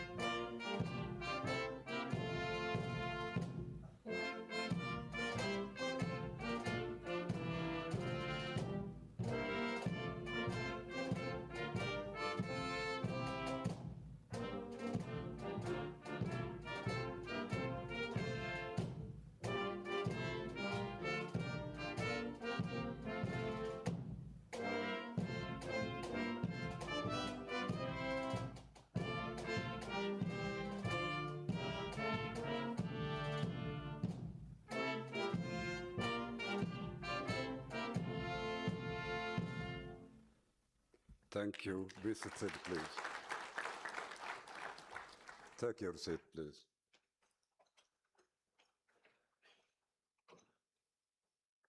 Your Excellency, Cyril Ramaphosa, President of Republic of South Africa, Your Excellency, President Dr. Buttigieg, President of Pan-African Parliament, it's time to invite His Excellency, President Buttigieg, on behalf of Pan-African Parliament Bureau and on behalf of members of Pan-African Parliament, to deliver his speech. Can you welcome His Excellency, the President of Pan-African Parliament, please?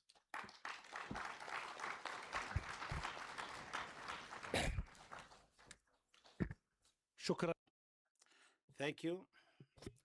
Thank you very much, Your Honorable First Vice President of the Bureau of the Pan-African Parliament. Once again, I'd like to thank my colleagues, members of the Pan-African Parliament, and I would like them to give the adequate welcome for His Excellency Ramaphosa, the President of the Pan-African Parliament. South Africa. I would like to convey a salute of honor while standing in front of you to honor the presence of one of the personalities, His Excellency Cyril Ramaphosa, the President of South Africa. I would like to say that, honorable ladies and gentlemen, members of the Pan-African Parliament, distinguished attendees, with all the protocols respected, allow me, before I have the honor of inviting His Excellency to deliver his address, allow me to express on behalf of the Pan-African Parliament and on behalf of the representatives of the people of our continent, our deep gratitude for his gracious presence, and to extend to you all the most sincere and heartfelt welcome in this house of the African people.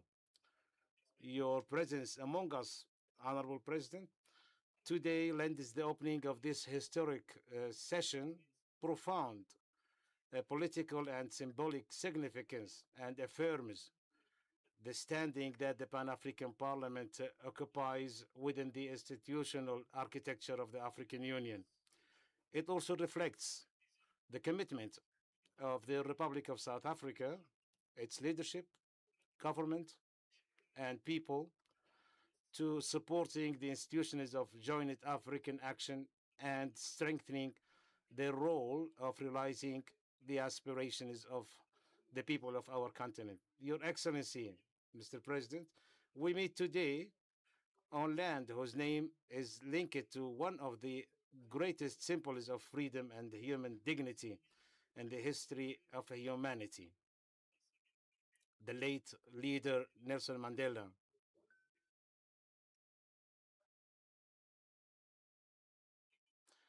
I say, today we are standing on a land that's linked with one of the symbols of freedom and dignity in humanity. And I mean the late leader Nelson Mandela, who was not only a leader of South Africa, but became a global symbol of reconciliation, justice, and moral leadership. Mandela proved that the strength of nations is not measured by the resources they possess, but by the values they embody, and that unity, tolerance that we are in dire need today. Unity, tolerance, and dialogue are the most effective path to building a prosperous and stable future. Carrying this great legacy, the Republic of South Africa continues to play a pivotal role in defending the causes of the continent, strengthening its presence in various international forums, and contributing to consolidating the principles of freedom, justice, peace, and cooperation among nations. Under your wise leadership, your Excellency, your country has remained a sincere partner in joint African action and has hosted the Pan-African Parliament since its founding, providing it with all forms of support and care, a stance that will remain a source of appreciation and gratitude from all members of the Pan-African Parliament and the representatives of the people of the continent. At the outset of this new legislative term, we look forward to a renewed phase of close cooperation with your leadership, one that strengthens the standing of the Pan-African Parliament and enables it to fully carry out its legislative oversight and advisory functions, so that it may be a genuine voice for the people of Africa and an effective partner in implementing the African Union's Agenda 2063. Your Excellency, the President, on this occasion, it gives me pleasure to extend to Your Excellency and to the government and people of the Republic of South Africa my sincerest congratulations on your country's assumption of the presidency of the G20, a historic event that embodied international confidence in South Africa's leading role. Opens an important opportunity for our continent to make Africa's voice heard, defend its priority, and strengthen its presence within the global economic governance system. We are confident that South Africa's presidency of the G20 will carry forward the aspirations of the continent and the concerns of its peoples, and will contribute to advancing a fairer and more equitable international order, granting Africa the full standing it deserves as a partner in shaping the world's future.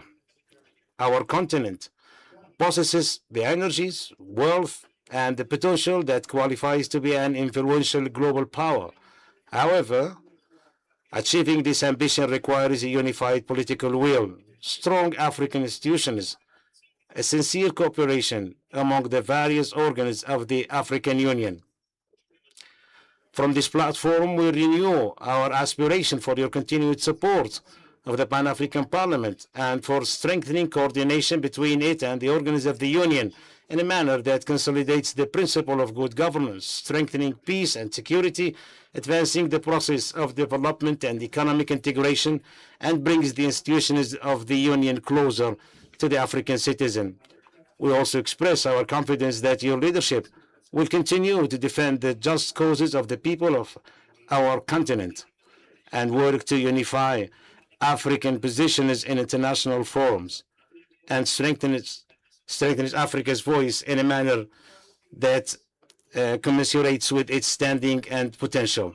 Your Excellency, Mr. President, we look forward to your gracious visit today, being the first of successive visits by Your Excellency to the Pan-African Parliament, and that it will likewise be reinforced by regular visits from your fellow heads of state and governments of Africa, so that this parliamentary edifice may remain a permanent space for dialogue, consultation, and coordination among political leaders and the representatives of the continent's people.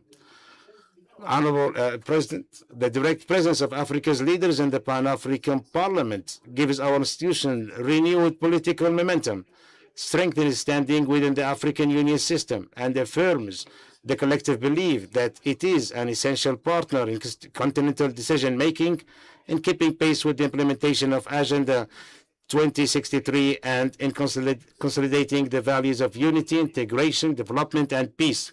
We are confident that your personal support for this vision will convey a powerful message to all African leaders that the Pan-African Parliament is the home of the continent's peoples, their unifying platform, and their partner in building the Africa we aspire to.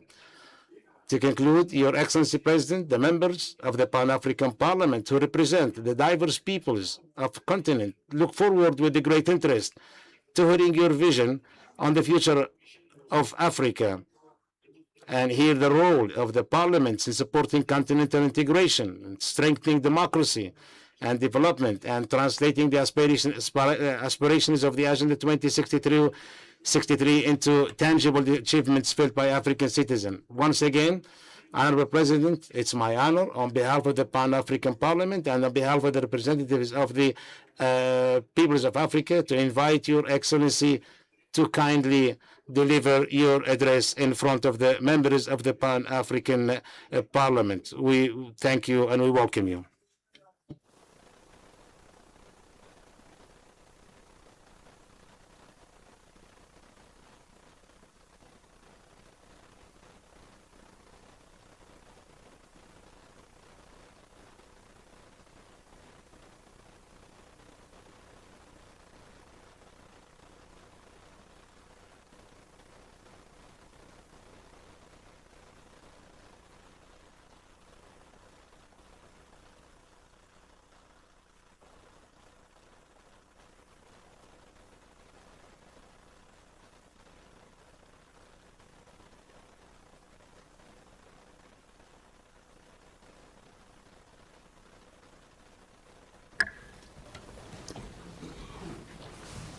Your Excellency, Dr. Fatah Bawbik, President of the Pan-African Parliament, Honorable Vice Presidents of the Pan-African Parliament, the Speaker of the National Assembly of the Republic of South Africa, Honorable Toko Didiza, honorable members of the Pan-African Parliament, heads of the African Union organs and agencies, members of the diplomatic corps, representatives of the Nelson Mandela Foundation who are here present, guests and ladies and gentlemen.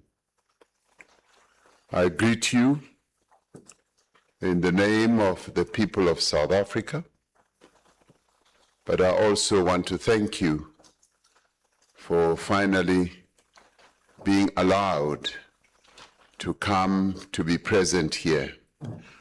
I've longed for this opportunity for years, but I've never been allowed to come. So thank you very much.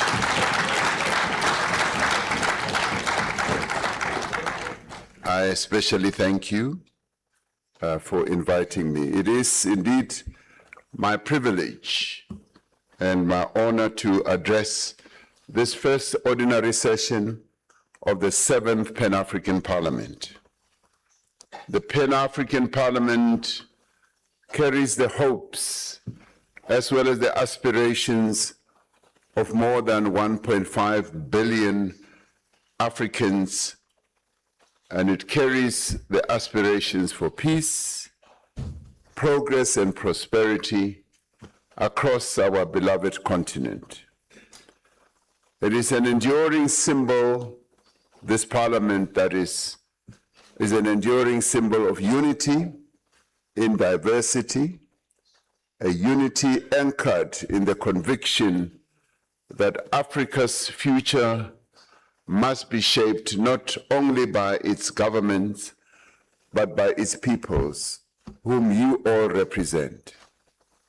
We gather at a moment when events beyond our shores are having a profound and damaging impact on the lives of the people of our continent. The wars that are raging across the world are causing great instability and uncertainty.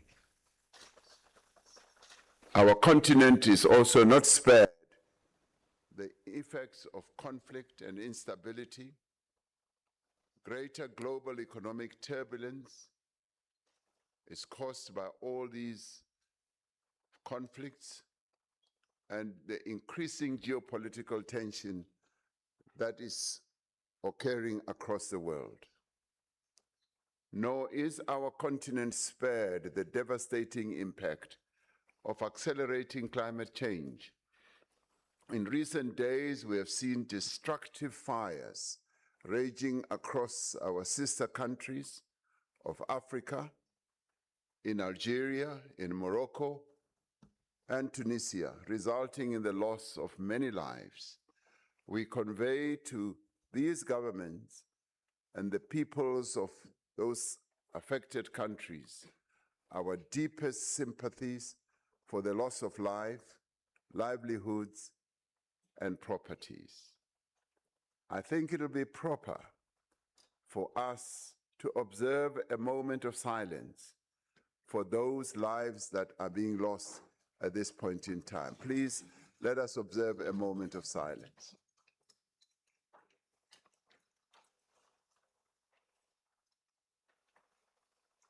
Thank you. Now, these developments make it even more important that Africa should be able to stand together to advance its own development.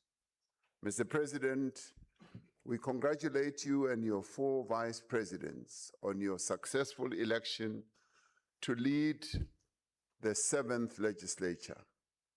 We wish you well for your term of office. We are confident that you will, together with your colleagues, be able to advance the noble mandate of African unity with integrity and with purpose. For the democratic South Africa, few honors have carried greater significance than hosting the Pan-African Parliament. We are deeply honored as a nation, as a country, to be the host of this august body.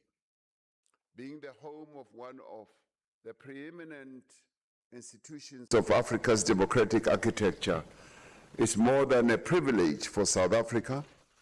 It is a responsibility and a duty that we carry out with humility. The year 1994 was a momentous year for South Africa, as all of us know. Not just because we won our liberation from the bondage of apartheid oppression and exploitation. It was also the year that we formally returned to the embrace of the African family of nations, a family that had supported us and stood by us during our struggle for freedom. Just weeks after our first democratic election, South Africa was admitted as the 53rd member state of the Organization of African Unity. Having emerged from decades of apartheid isolation to reclaim our place within the community of African nations, we were and we remain determined to honor Africa's solidarity. In June 1994, the 30th ordinary session of the Assembly of Heads of State and Government of the OAU in Tunis, our nation's founding father, President Nelson Mandela, challenged the nations of Africa to commit to the continent's rebirth. He said, and I quote, "If freedom was the crown which the fighters of liberation sought to place on the head of Mother Africa, let the upliftment, the happiness, the prosperity, and the comfort of her children be the jewel of that crown," close quotes. 32 years ago, South Africa embraced the responsibility to work for Africa's upliftment. Our commitment to do so has not wavered. It has not weakened, and in fact, it has strengthened over the years. South Africa has sought to be more than a mere signatory of the instruments of Africa's unity.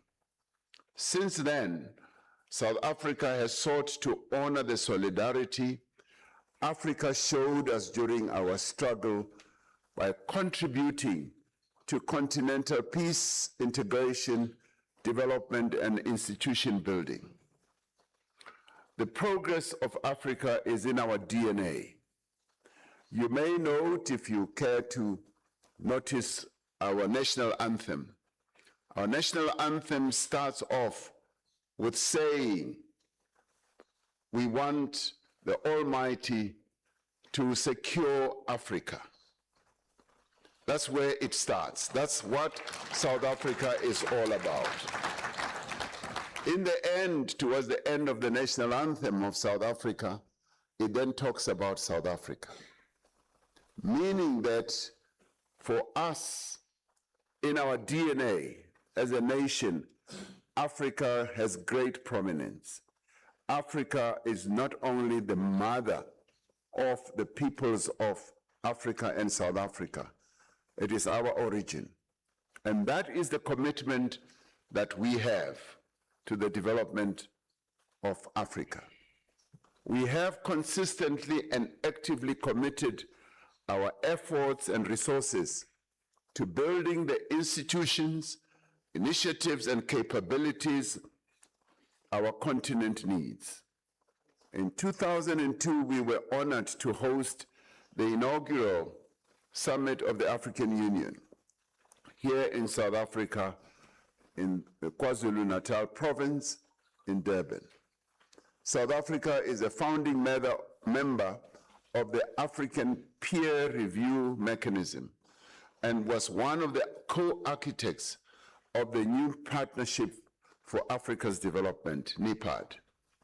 Through our African Renaissance and International Cooperation Fund, South Africa continues to finance democracy support, mediation, humanitarian assistance, reconstruction, and capacity building across our beloved African continent.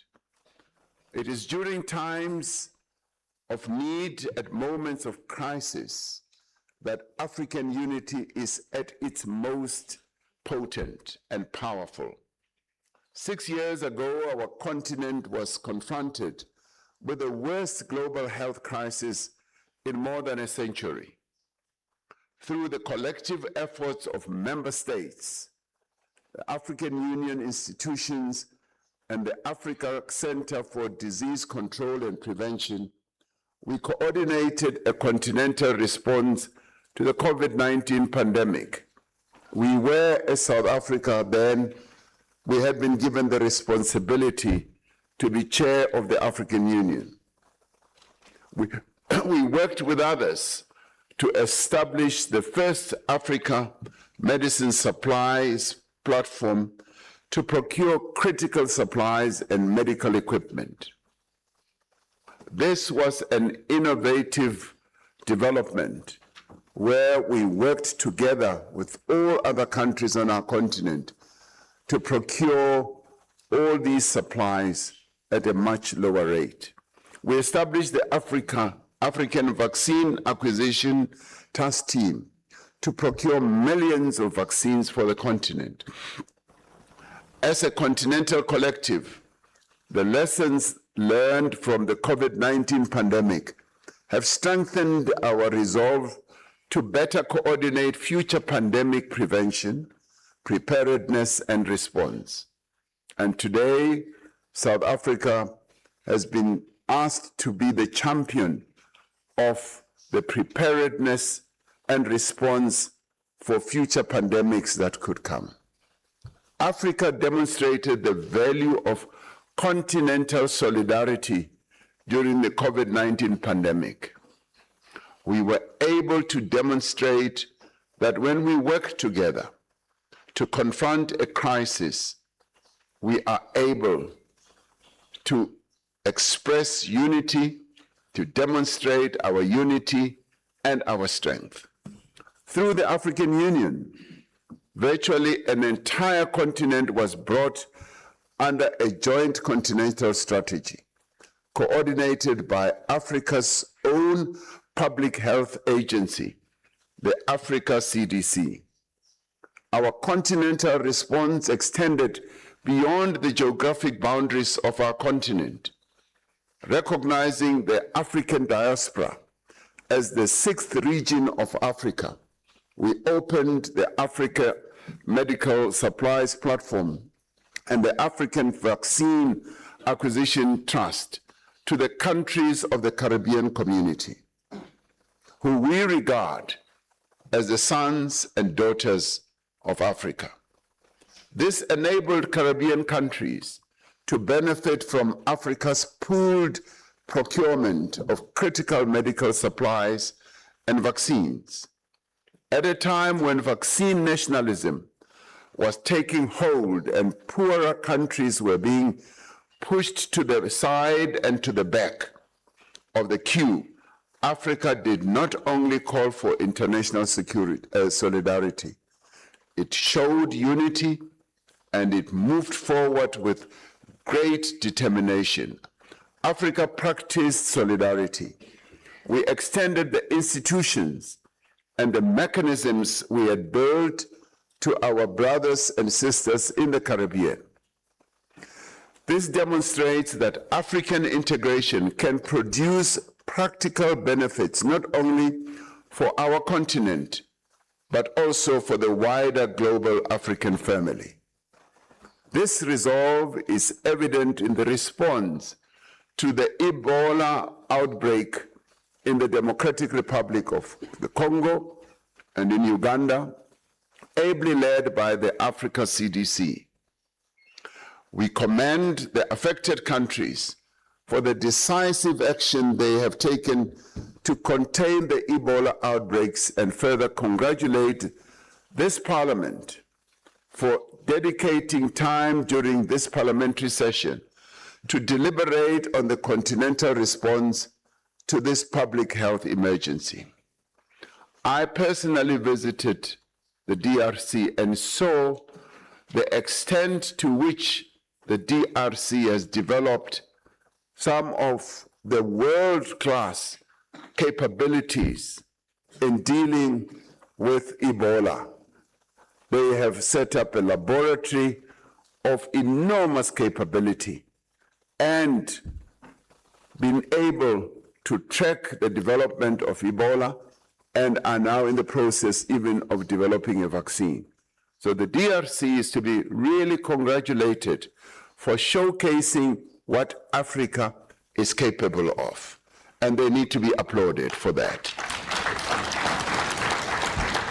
South Africa has had the privilege of contributing to peacekeeping and post-conflict reconstruction on our continent through election observers, troop contributions, capacity building, and mediation.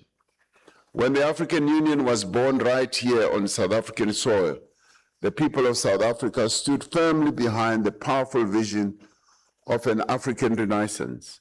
Today, South Africa stands behind the collective effort to translate the vision of continental unity into cooperation, action, and progress. And indeed, it's not only South Africa. It is all the various countries that are represented by yourselves. Your countries stand behind this great vision of the renewal of our continent. And all our countries are really to be applauded for carrying forward this vision. This historical arc, this continuity of purpose, is testament to our enduring commitment to the African agenda. Now, by hosting this Pan-African Parliament and through our humble contribution to African unity, to integration, to peace and security, we affirm our profound conviction that South Africa's future is inseparable from the future of our beloved African continent. The Pan-African Parliament, is a pillar of Africa's democratic architecture. As you all sit here, you must know that we all see you as representing that pillar. This Parliament gives expression to the voice of the peoples of Africa. It reinforces our shared commitment to democratic governance, constitutionalism, the rule of law, and the respect for human rights. As elected representatives of our continent and of our people, you have a unique responsibility as members of this Parliament to strengthen accountable institutions, to promote transparency, and to ensure that the aspirations of the African Union are translated into tangible improvements in the lives of the people of Africa. This Parliament must itself exemplify the democratic values that it seeks to advance across the continent. It must be a model of integrity, of transparency, of accountability, and responsible stewardship and fidelity to its own rules. Its strength will depend not only on the powers entrusted to this Parliament, but also on the confidence it inspires among the people of Africa. We welcome the efforts of this Parliament to exercise oversight over the flagship projects of the African Union through its various committees, by bringing various national parliaments together under a single roof this institution is able to monitor the implementation of policies and programs that are key to Africa's development and integration. So this session takes place under the African Union's theme of the year, assuring sustainable water availability and safe sanitation systems to achieve the goals of Agenda 2063. This theme addresses one of the most urgent challenges facing our continent and its people. Access to clean water and safe sanitation is a fundamental human right. It is a right that is enshrined in our own constitution here in South Africa. It is essential to human dignity, to public health, food security, education, industrial development, and social stability. Yet millions of people across Africa still live without a reliable supply of safe drinking water or adequate sanitation. Women and girls often carry the heaviest burden, traveling long distances to collect water and losing opportunities to learn, to work, and to participate fully in community life. Climate change is intensifying droughts and floods. Aging and poorly maintained infrastructure is failing communities. Pollution, inadequate investment, and weak governance are placing further pressure on scarce water resources in many countries. Water insecurity does not respect national borders. Many of Africa's rivers, lakes, and groundwater systems are shared between countries. This sustainable management, or their sustainable management, requires cooperation, trust, and a shared commitment to the interests of present and future generations. The Pan-African Parliament and national parliaments have a duty, and they have a decisive role to ensure that this resource is properly managed. They must develop and harmonize enabling legislation, oversee public expenditure, promote investment in water infrastructure, and hold governments accountable for delivering reliable water and sanitation services. They must ensure that continental commitments are reflected in national development plans, municipal budgets, and the daily lives of our people. South Africa is on its own confronting its own severe water supply challenges.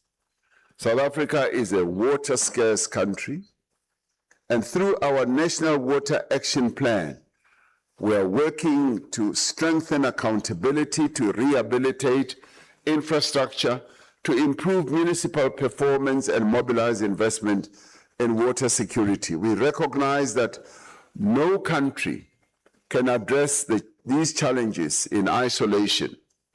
We must share knowledge. We must also share technology, finance, and expertise across our continent. And we look to the Pan-African Parliament to continue to leverage its mandate in pursuit of peace, good governance, the empowerment of women and young people, climate justice, and other key issues facing our continent. This Parliament must be resolute in defending constitutional democracy. It must speak clearly against unconstitutional changes of government, unlawful extension of political tenure, the weakening of democratic institutions, and the misuse of public resources. This Parliament must defend the independence of legislatures, of our courts, and institutions established to protect democracy. Democratic governance is not an abstract ideal. It is essential for peace, development, and the confidence of the citizens of this continent, particularly confidence in the institutions that are meant to serve them. As the voice of all Africa's peoples, this Pan-African Parliament is a strident voice in support of multilateralism, of international law, and the peaceful resolution of disputes. That voice must be heard loud and clear, coming from this institution. Africa must speak with one voice on the reform of the institutions of global governance and the global financial architecture, so that they are more representative, they are more equitable, and responsive to the needs of emerging economies. One of the most significant tasks of this Pan-African Parliament is in this era is to provide guidance to the putting into effect of the African Continental Free Trade Area. The African Continental Free Trade Area is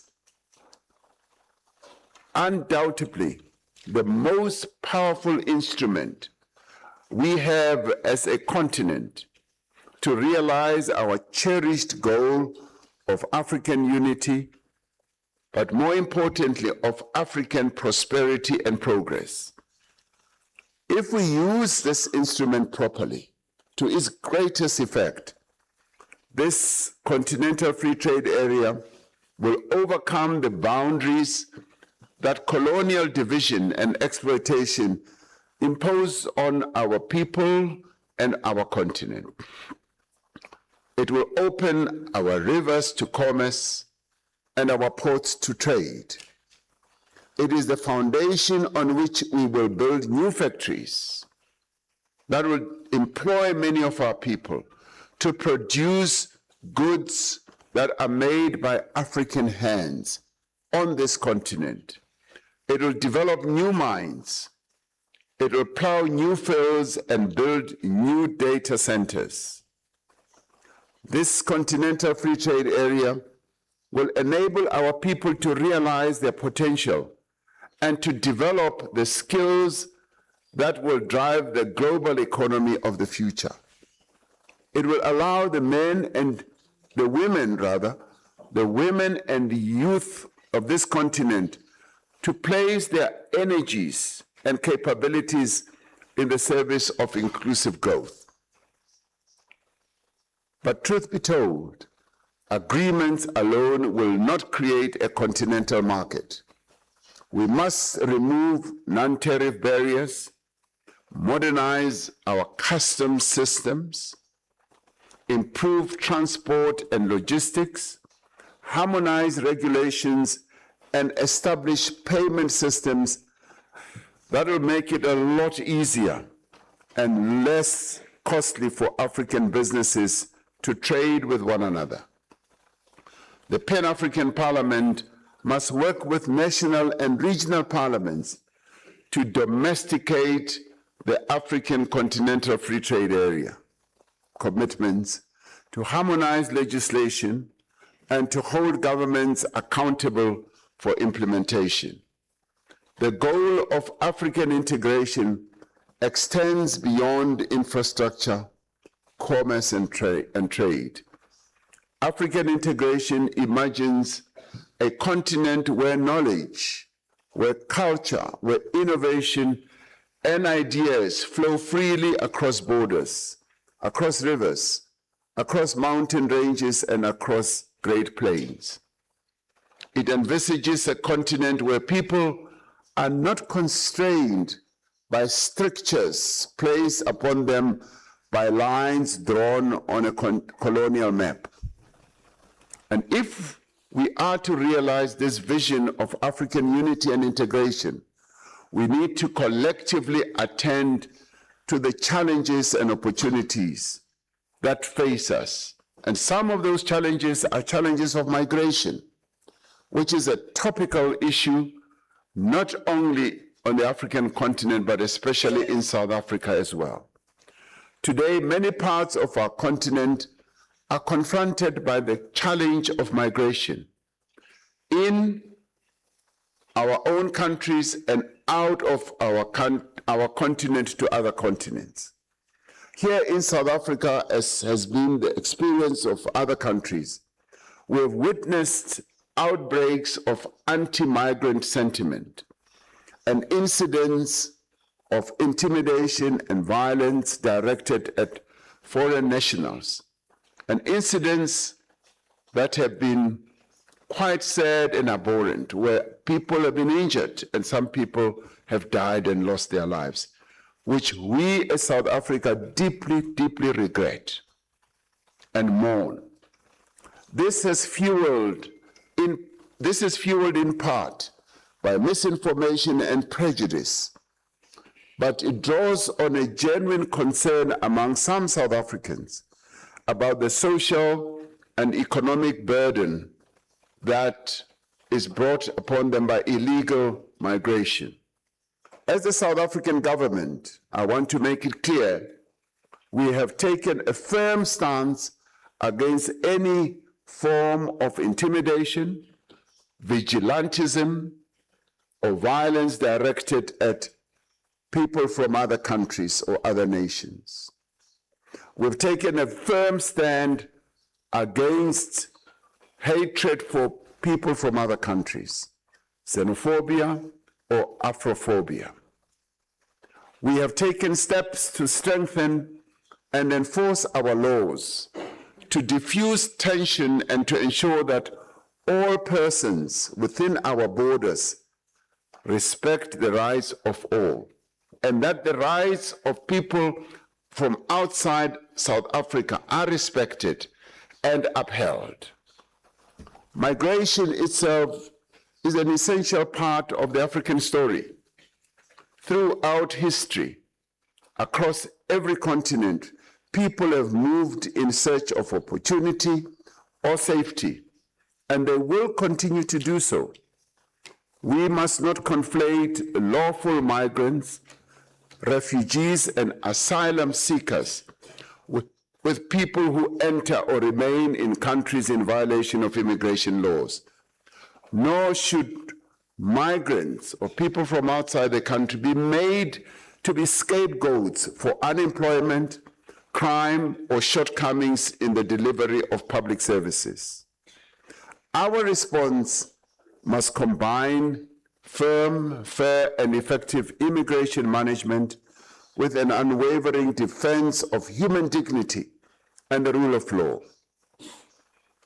Our task is to ensure that migration is managed in a manner that affirms the rights and dignity of all people, that respects international conventions, and that advances social cohesion and the unity of Africans as a whole. And this is where we also say that we need to work together, and we call upon various countries on our continent to work with us to address this challenge. South Africa cannot solve this challenge alone. It needs to work together with its sister countries and with the peoples of our continent to address this problem. We have seen how unmanaged migration can undermine the sovereignty, the security and social order of countries, not only South Africa, but many other countries. As African countries, we have to acknowledge and address the conditions that drive migration in the first place. We need to work together, as I said, to address issues like conflict, instability, governance failures, poverty, and social discord. We need to create equal economic opportunities across the African continent. But we also need to silence the guns, which is a very clear and firm position that has been taken by the African Union. We need to build inclusive institutions of governance. We must work for a future where Africans are able to migrate out of choice and not necessity. And we call on this Pan-African Parliament to take up the mantle of leadership, to be at the forefront of finding sustainable solutions to this issue. When I met the members of the Bureau before coming to this open session, they said, Mr. President, will you articulate what this Parliament should do in addition to what it is called upon to do? And it is this. This is this issue of migration that this Parliament must give leadership to. This Parliament must address this issue in a way that brings us all together, to work together. The measure of Africa's development will not only be the ease with which Africans can move across borders, it will also be the extent to which every African country offers all its citizens sufficient opportunity, dignity, and hope.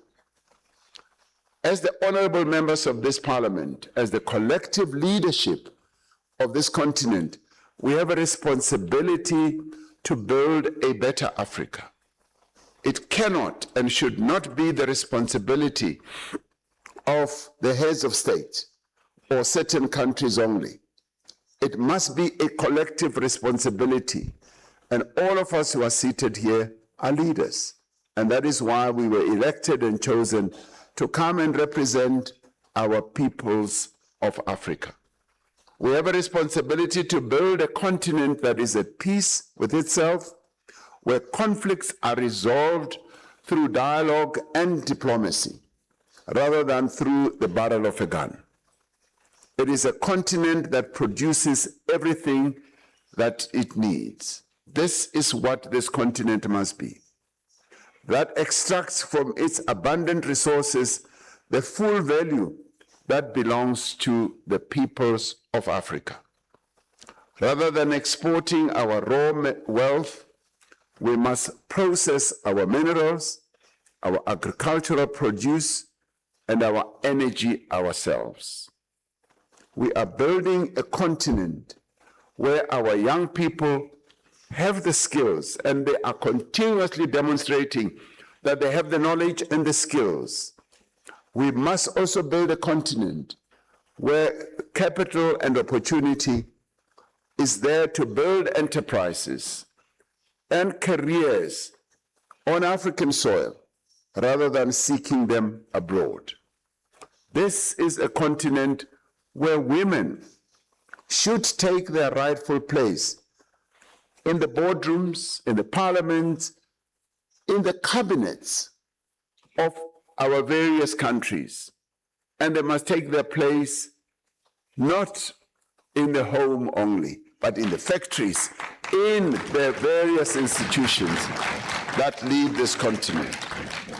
This continent must be a continent whose voice in global institutions matches its size, its history, and its potential. Long must be the days when Africa is always pushed to the back. Africa belongs to the front.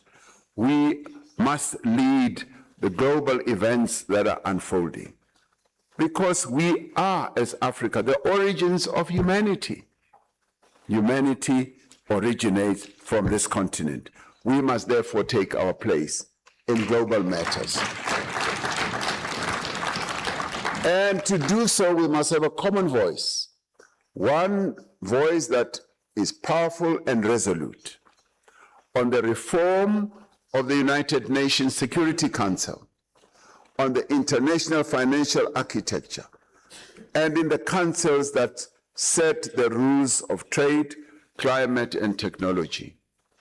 Now, to build this Africa, we must translate the agreements we have signed into the laws, institutions, and resources that give life to these agreements.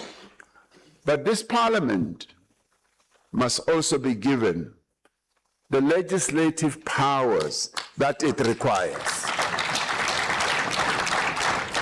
Now, yes, the Malabo Protocol was passed. It has not yet been ratified by many countries. And I will call upon my own country and many other countries to ratify this protocol, so that you must not be members of a toy telephone. You must be a parliament that really delivers.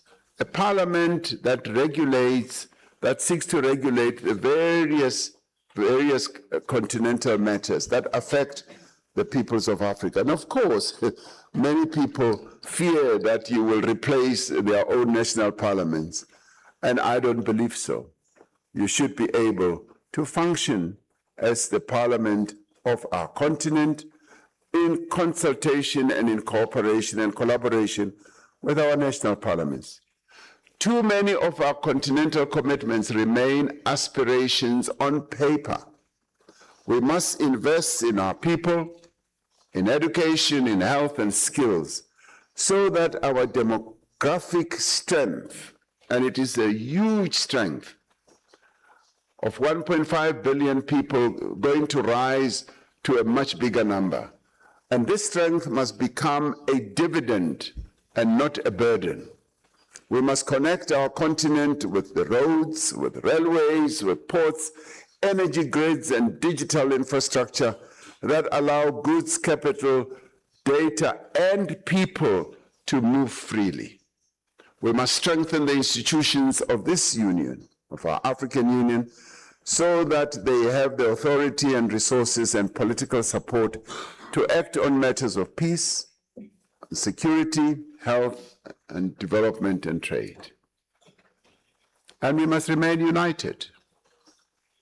Africa's story teaches us that division has long been the instrument through which others have sought to shape our destiny. A united Africa shapes its own destiny. The success of this seventh legislature, this seventh parliament, will not be measured only by the debates that you hold or the resolutions that you will adopt. It will be measured by the laws that it helps to shape, the commitments it helps to implement, and the difference it makes in the daily lives of the people of Africa. History will judge us not by the speeches that we deliver, but by the Africa we build. Yes, that is so. So let this parliament be the conscience of our continent. Let it be the voice of Africa's most vulnerable.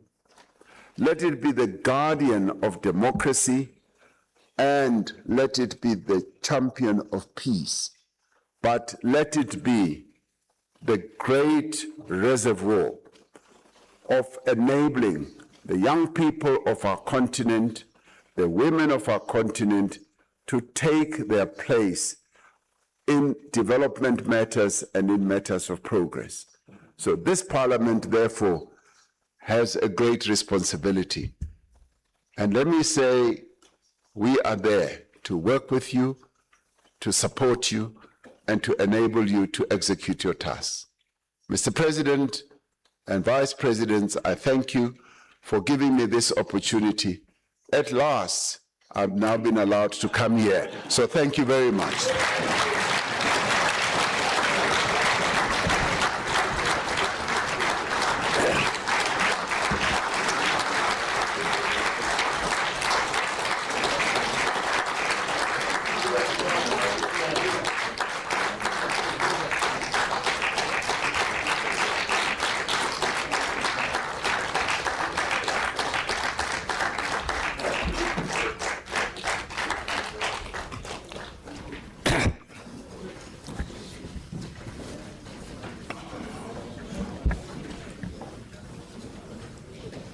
زميلاتي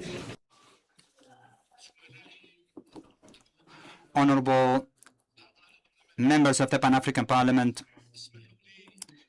please allow me to once again thank His Excellency President Cyril Ramaphosa, the President of the Republic of South Africa, a leader, one of the leaders of Africa, for this great speech and motivated address and a roadmap for this parliament that represents the voice of the African people. It is absolutely a vision and recommendations and options. We look forward, hopefully, through the 7th legislative term, to do what we are supposed to do for the interest of one unified continent. Once again, Mr. President, I thank you very much, and I always consider you a great asset of the African continent with its values and morals. And I once again call up on behalf of the Bureau, I call upon Honorable Dr. Member of the Bureau of the Pan-African Parliament, First Vice President, Honorable Gayo, to deliver the vote of thanks for His Excellency the President.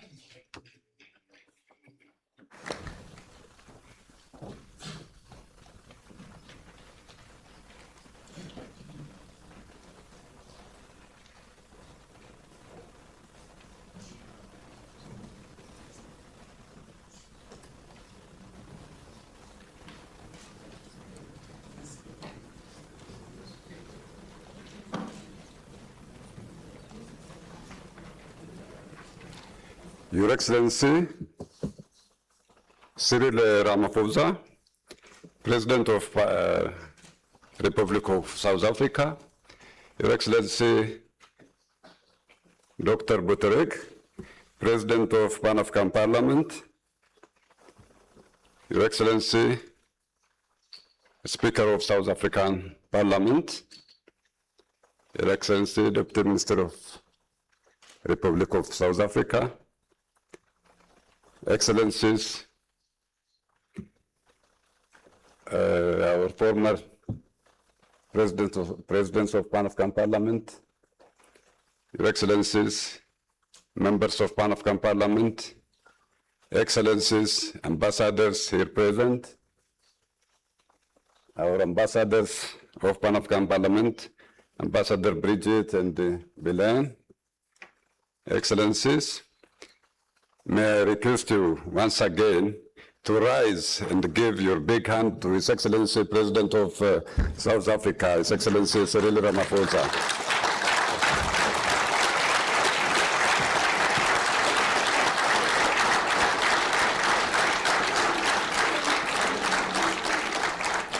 Thank you very much. Be seated.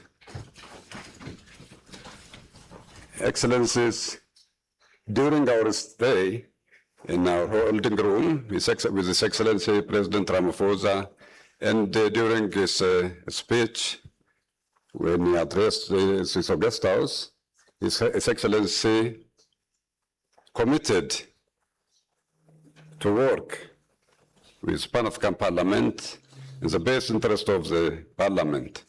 Among others, the President committed to assist Pan-African Parliament to have legislative power.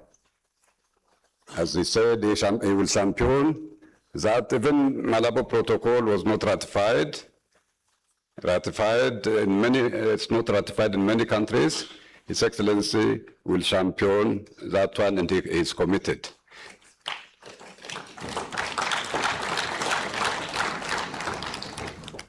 Excellencies, President Cyril Ramaphosa, he also committed to address the challenge of migrations across the continent. This issue cannot be really solved only by South Africa. All head of states, all citizens of Africa should rise together, should work together, hand in hand, and mitigate all that challenge and give better life to people of Africa, our citizens. He committed for that, and we trust in South Africa, we trust in his leadership. Excellencies, he also agreed to champion the other problem, which you know. Pan-African Parliament, Your Excellency, Mr. President, is entitled to have sitting allowance pursuant to the protocol, Article 12(5), but unfortunately, it was not implemented. Parliamentarians, we are coming here with limited resource, and we are not even finishing. We are not deliberating enough, Your Excellency. That's very, maybe it's an insult for Africa. Our colleagues in Europe, they are working and they are well paid. They never faced this type of problem. But still, Your Excellency, we count on you. That problem should be resolved. Your Excellency,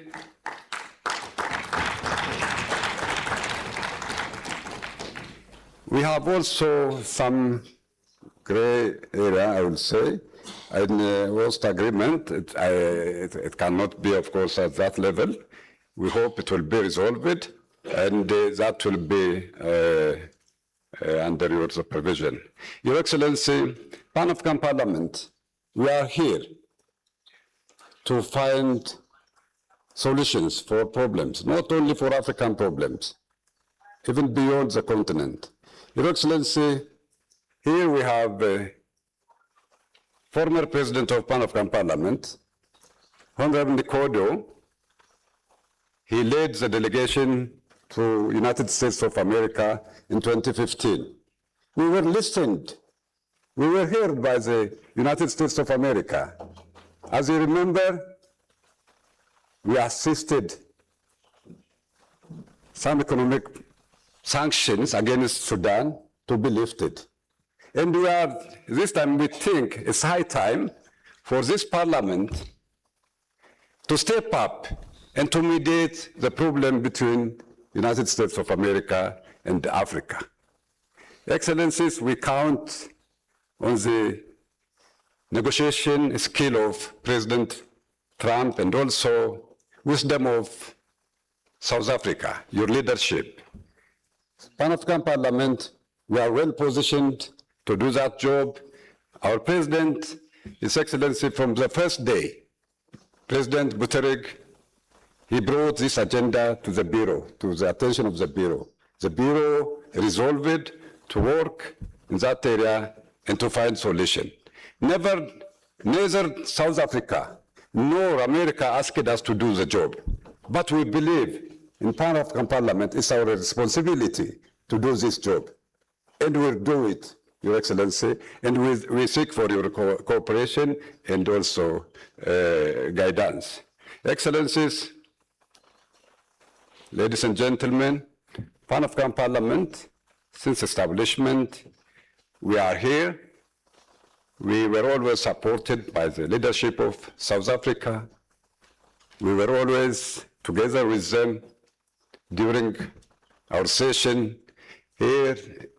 It's my pleasure to thank the leadership of DIRCO, who were always with us, who helped us.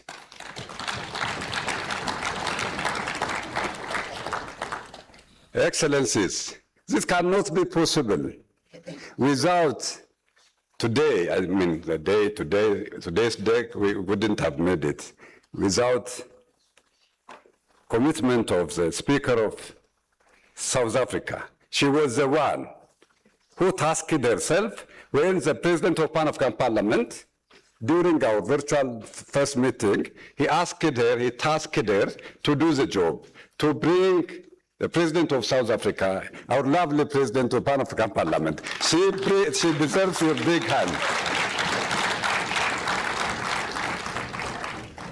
Excellencies, with these few remarks, I will ask my president, His Excellency President Buttigieg, to come to the podium and handle the next activities. Thank you.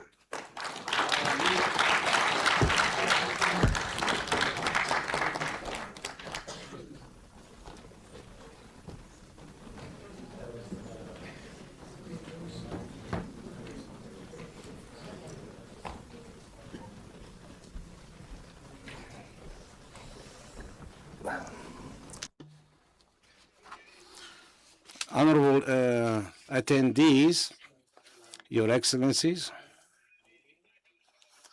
the honorable members of the Pan-African Parliament, members of the Bureau, I'd like you to allow me to express in the name of the Pan-African Parliament and request kindly from His Excellency, the President of the Republic of South Africa, His Excellency Ramaphosa, to come so we can honor him for all the efforts that he's carrying out to develop the continent of Africa, and in order to raise the awareness among the African people, and as well as a reward to all the services that he has been doing to the African people and continent.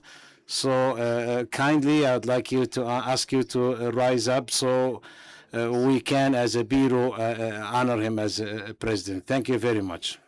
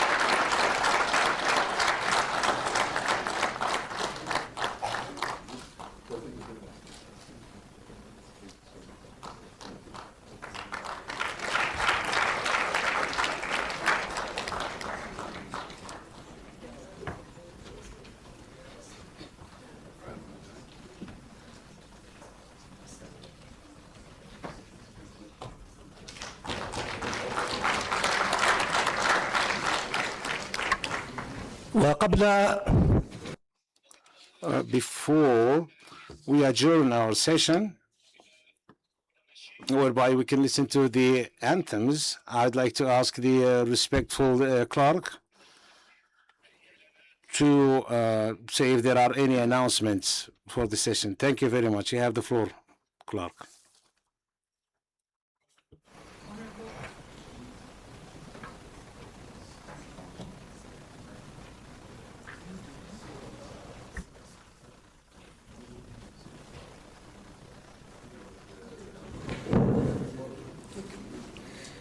Honorable President, the first announcement is that His Excellency Dr. Fateh Buttigieg and the Vice Presidents of the Pan-African Parliament invite all VIP guests, members of Parliament, and other invited guests to a luncheon at Gallagher Estate in the honor of His Excellency, the President of South Africa. The second announcement is that all members of Parliament and guests in the public gallery are requested to remain in their seats for orderly exit of our high table, but also for a briefing in terms of transportation logistics and the family photo.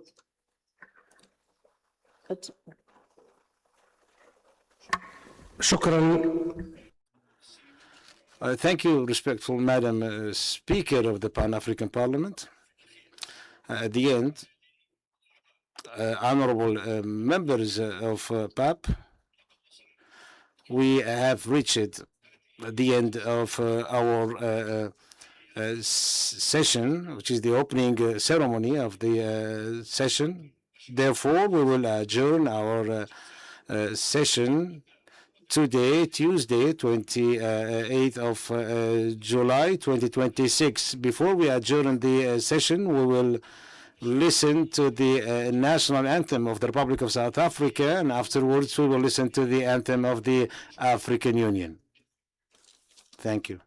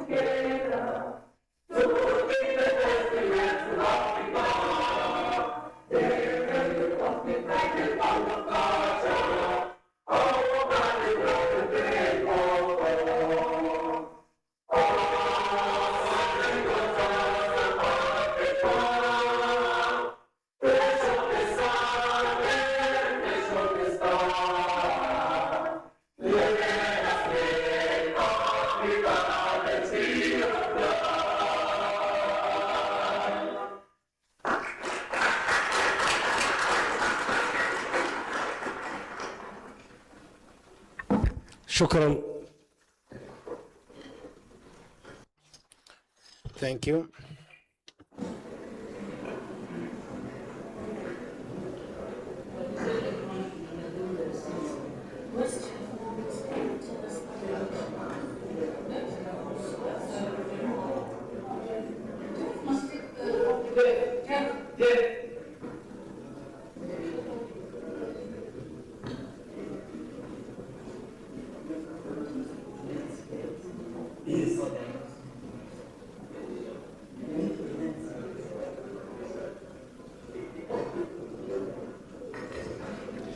Honorable members, just 1 second. We're just going to give guidance on the next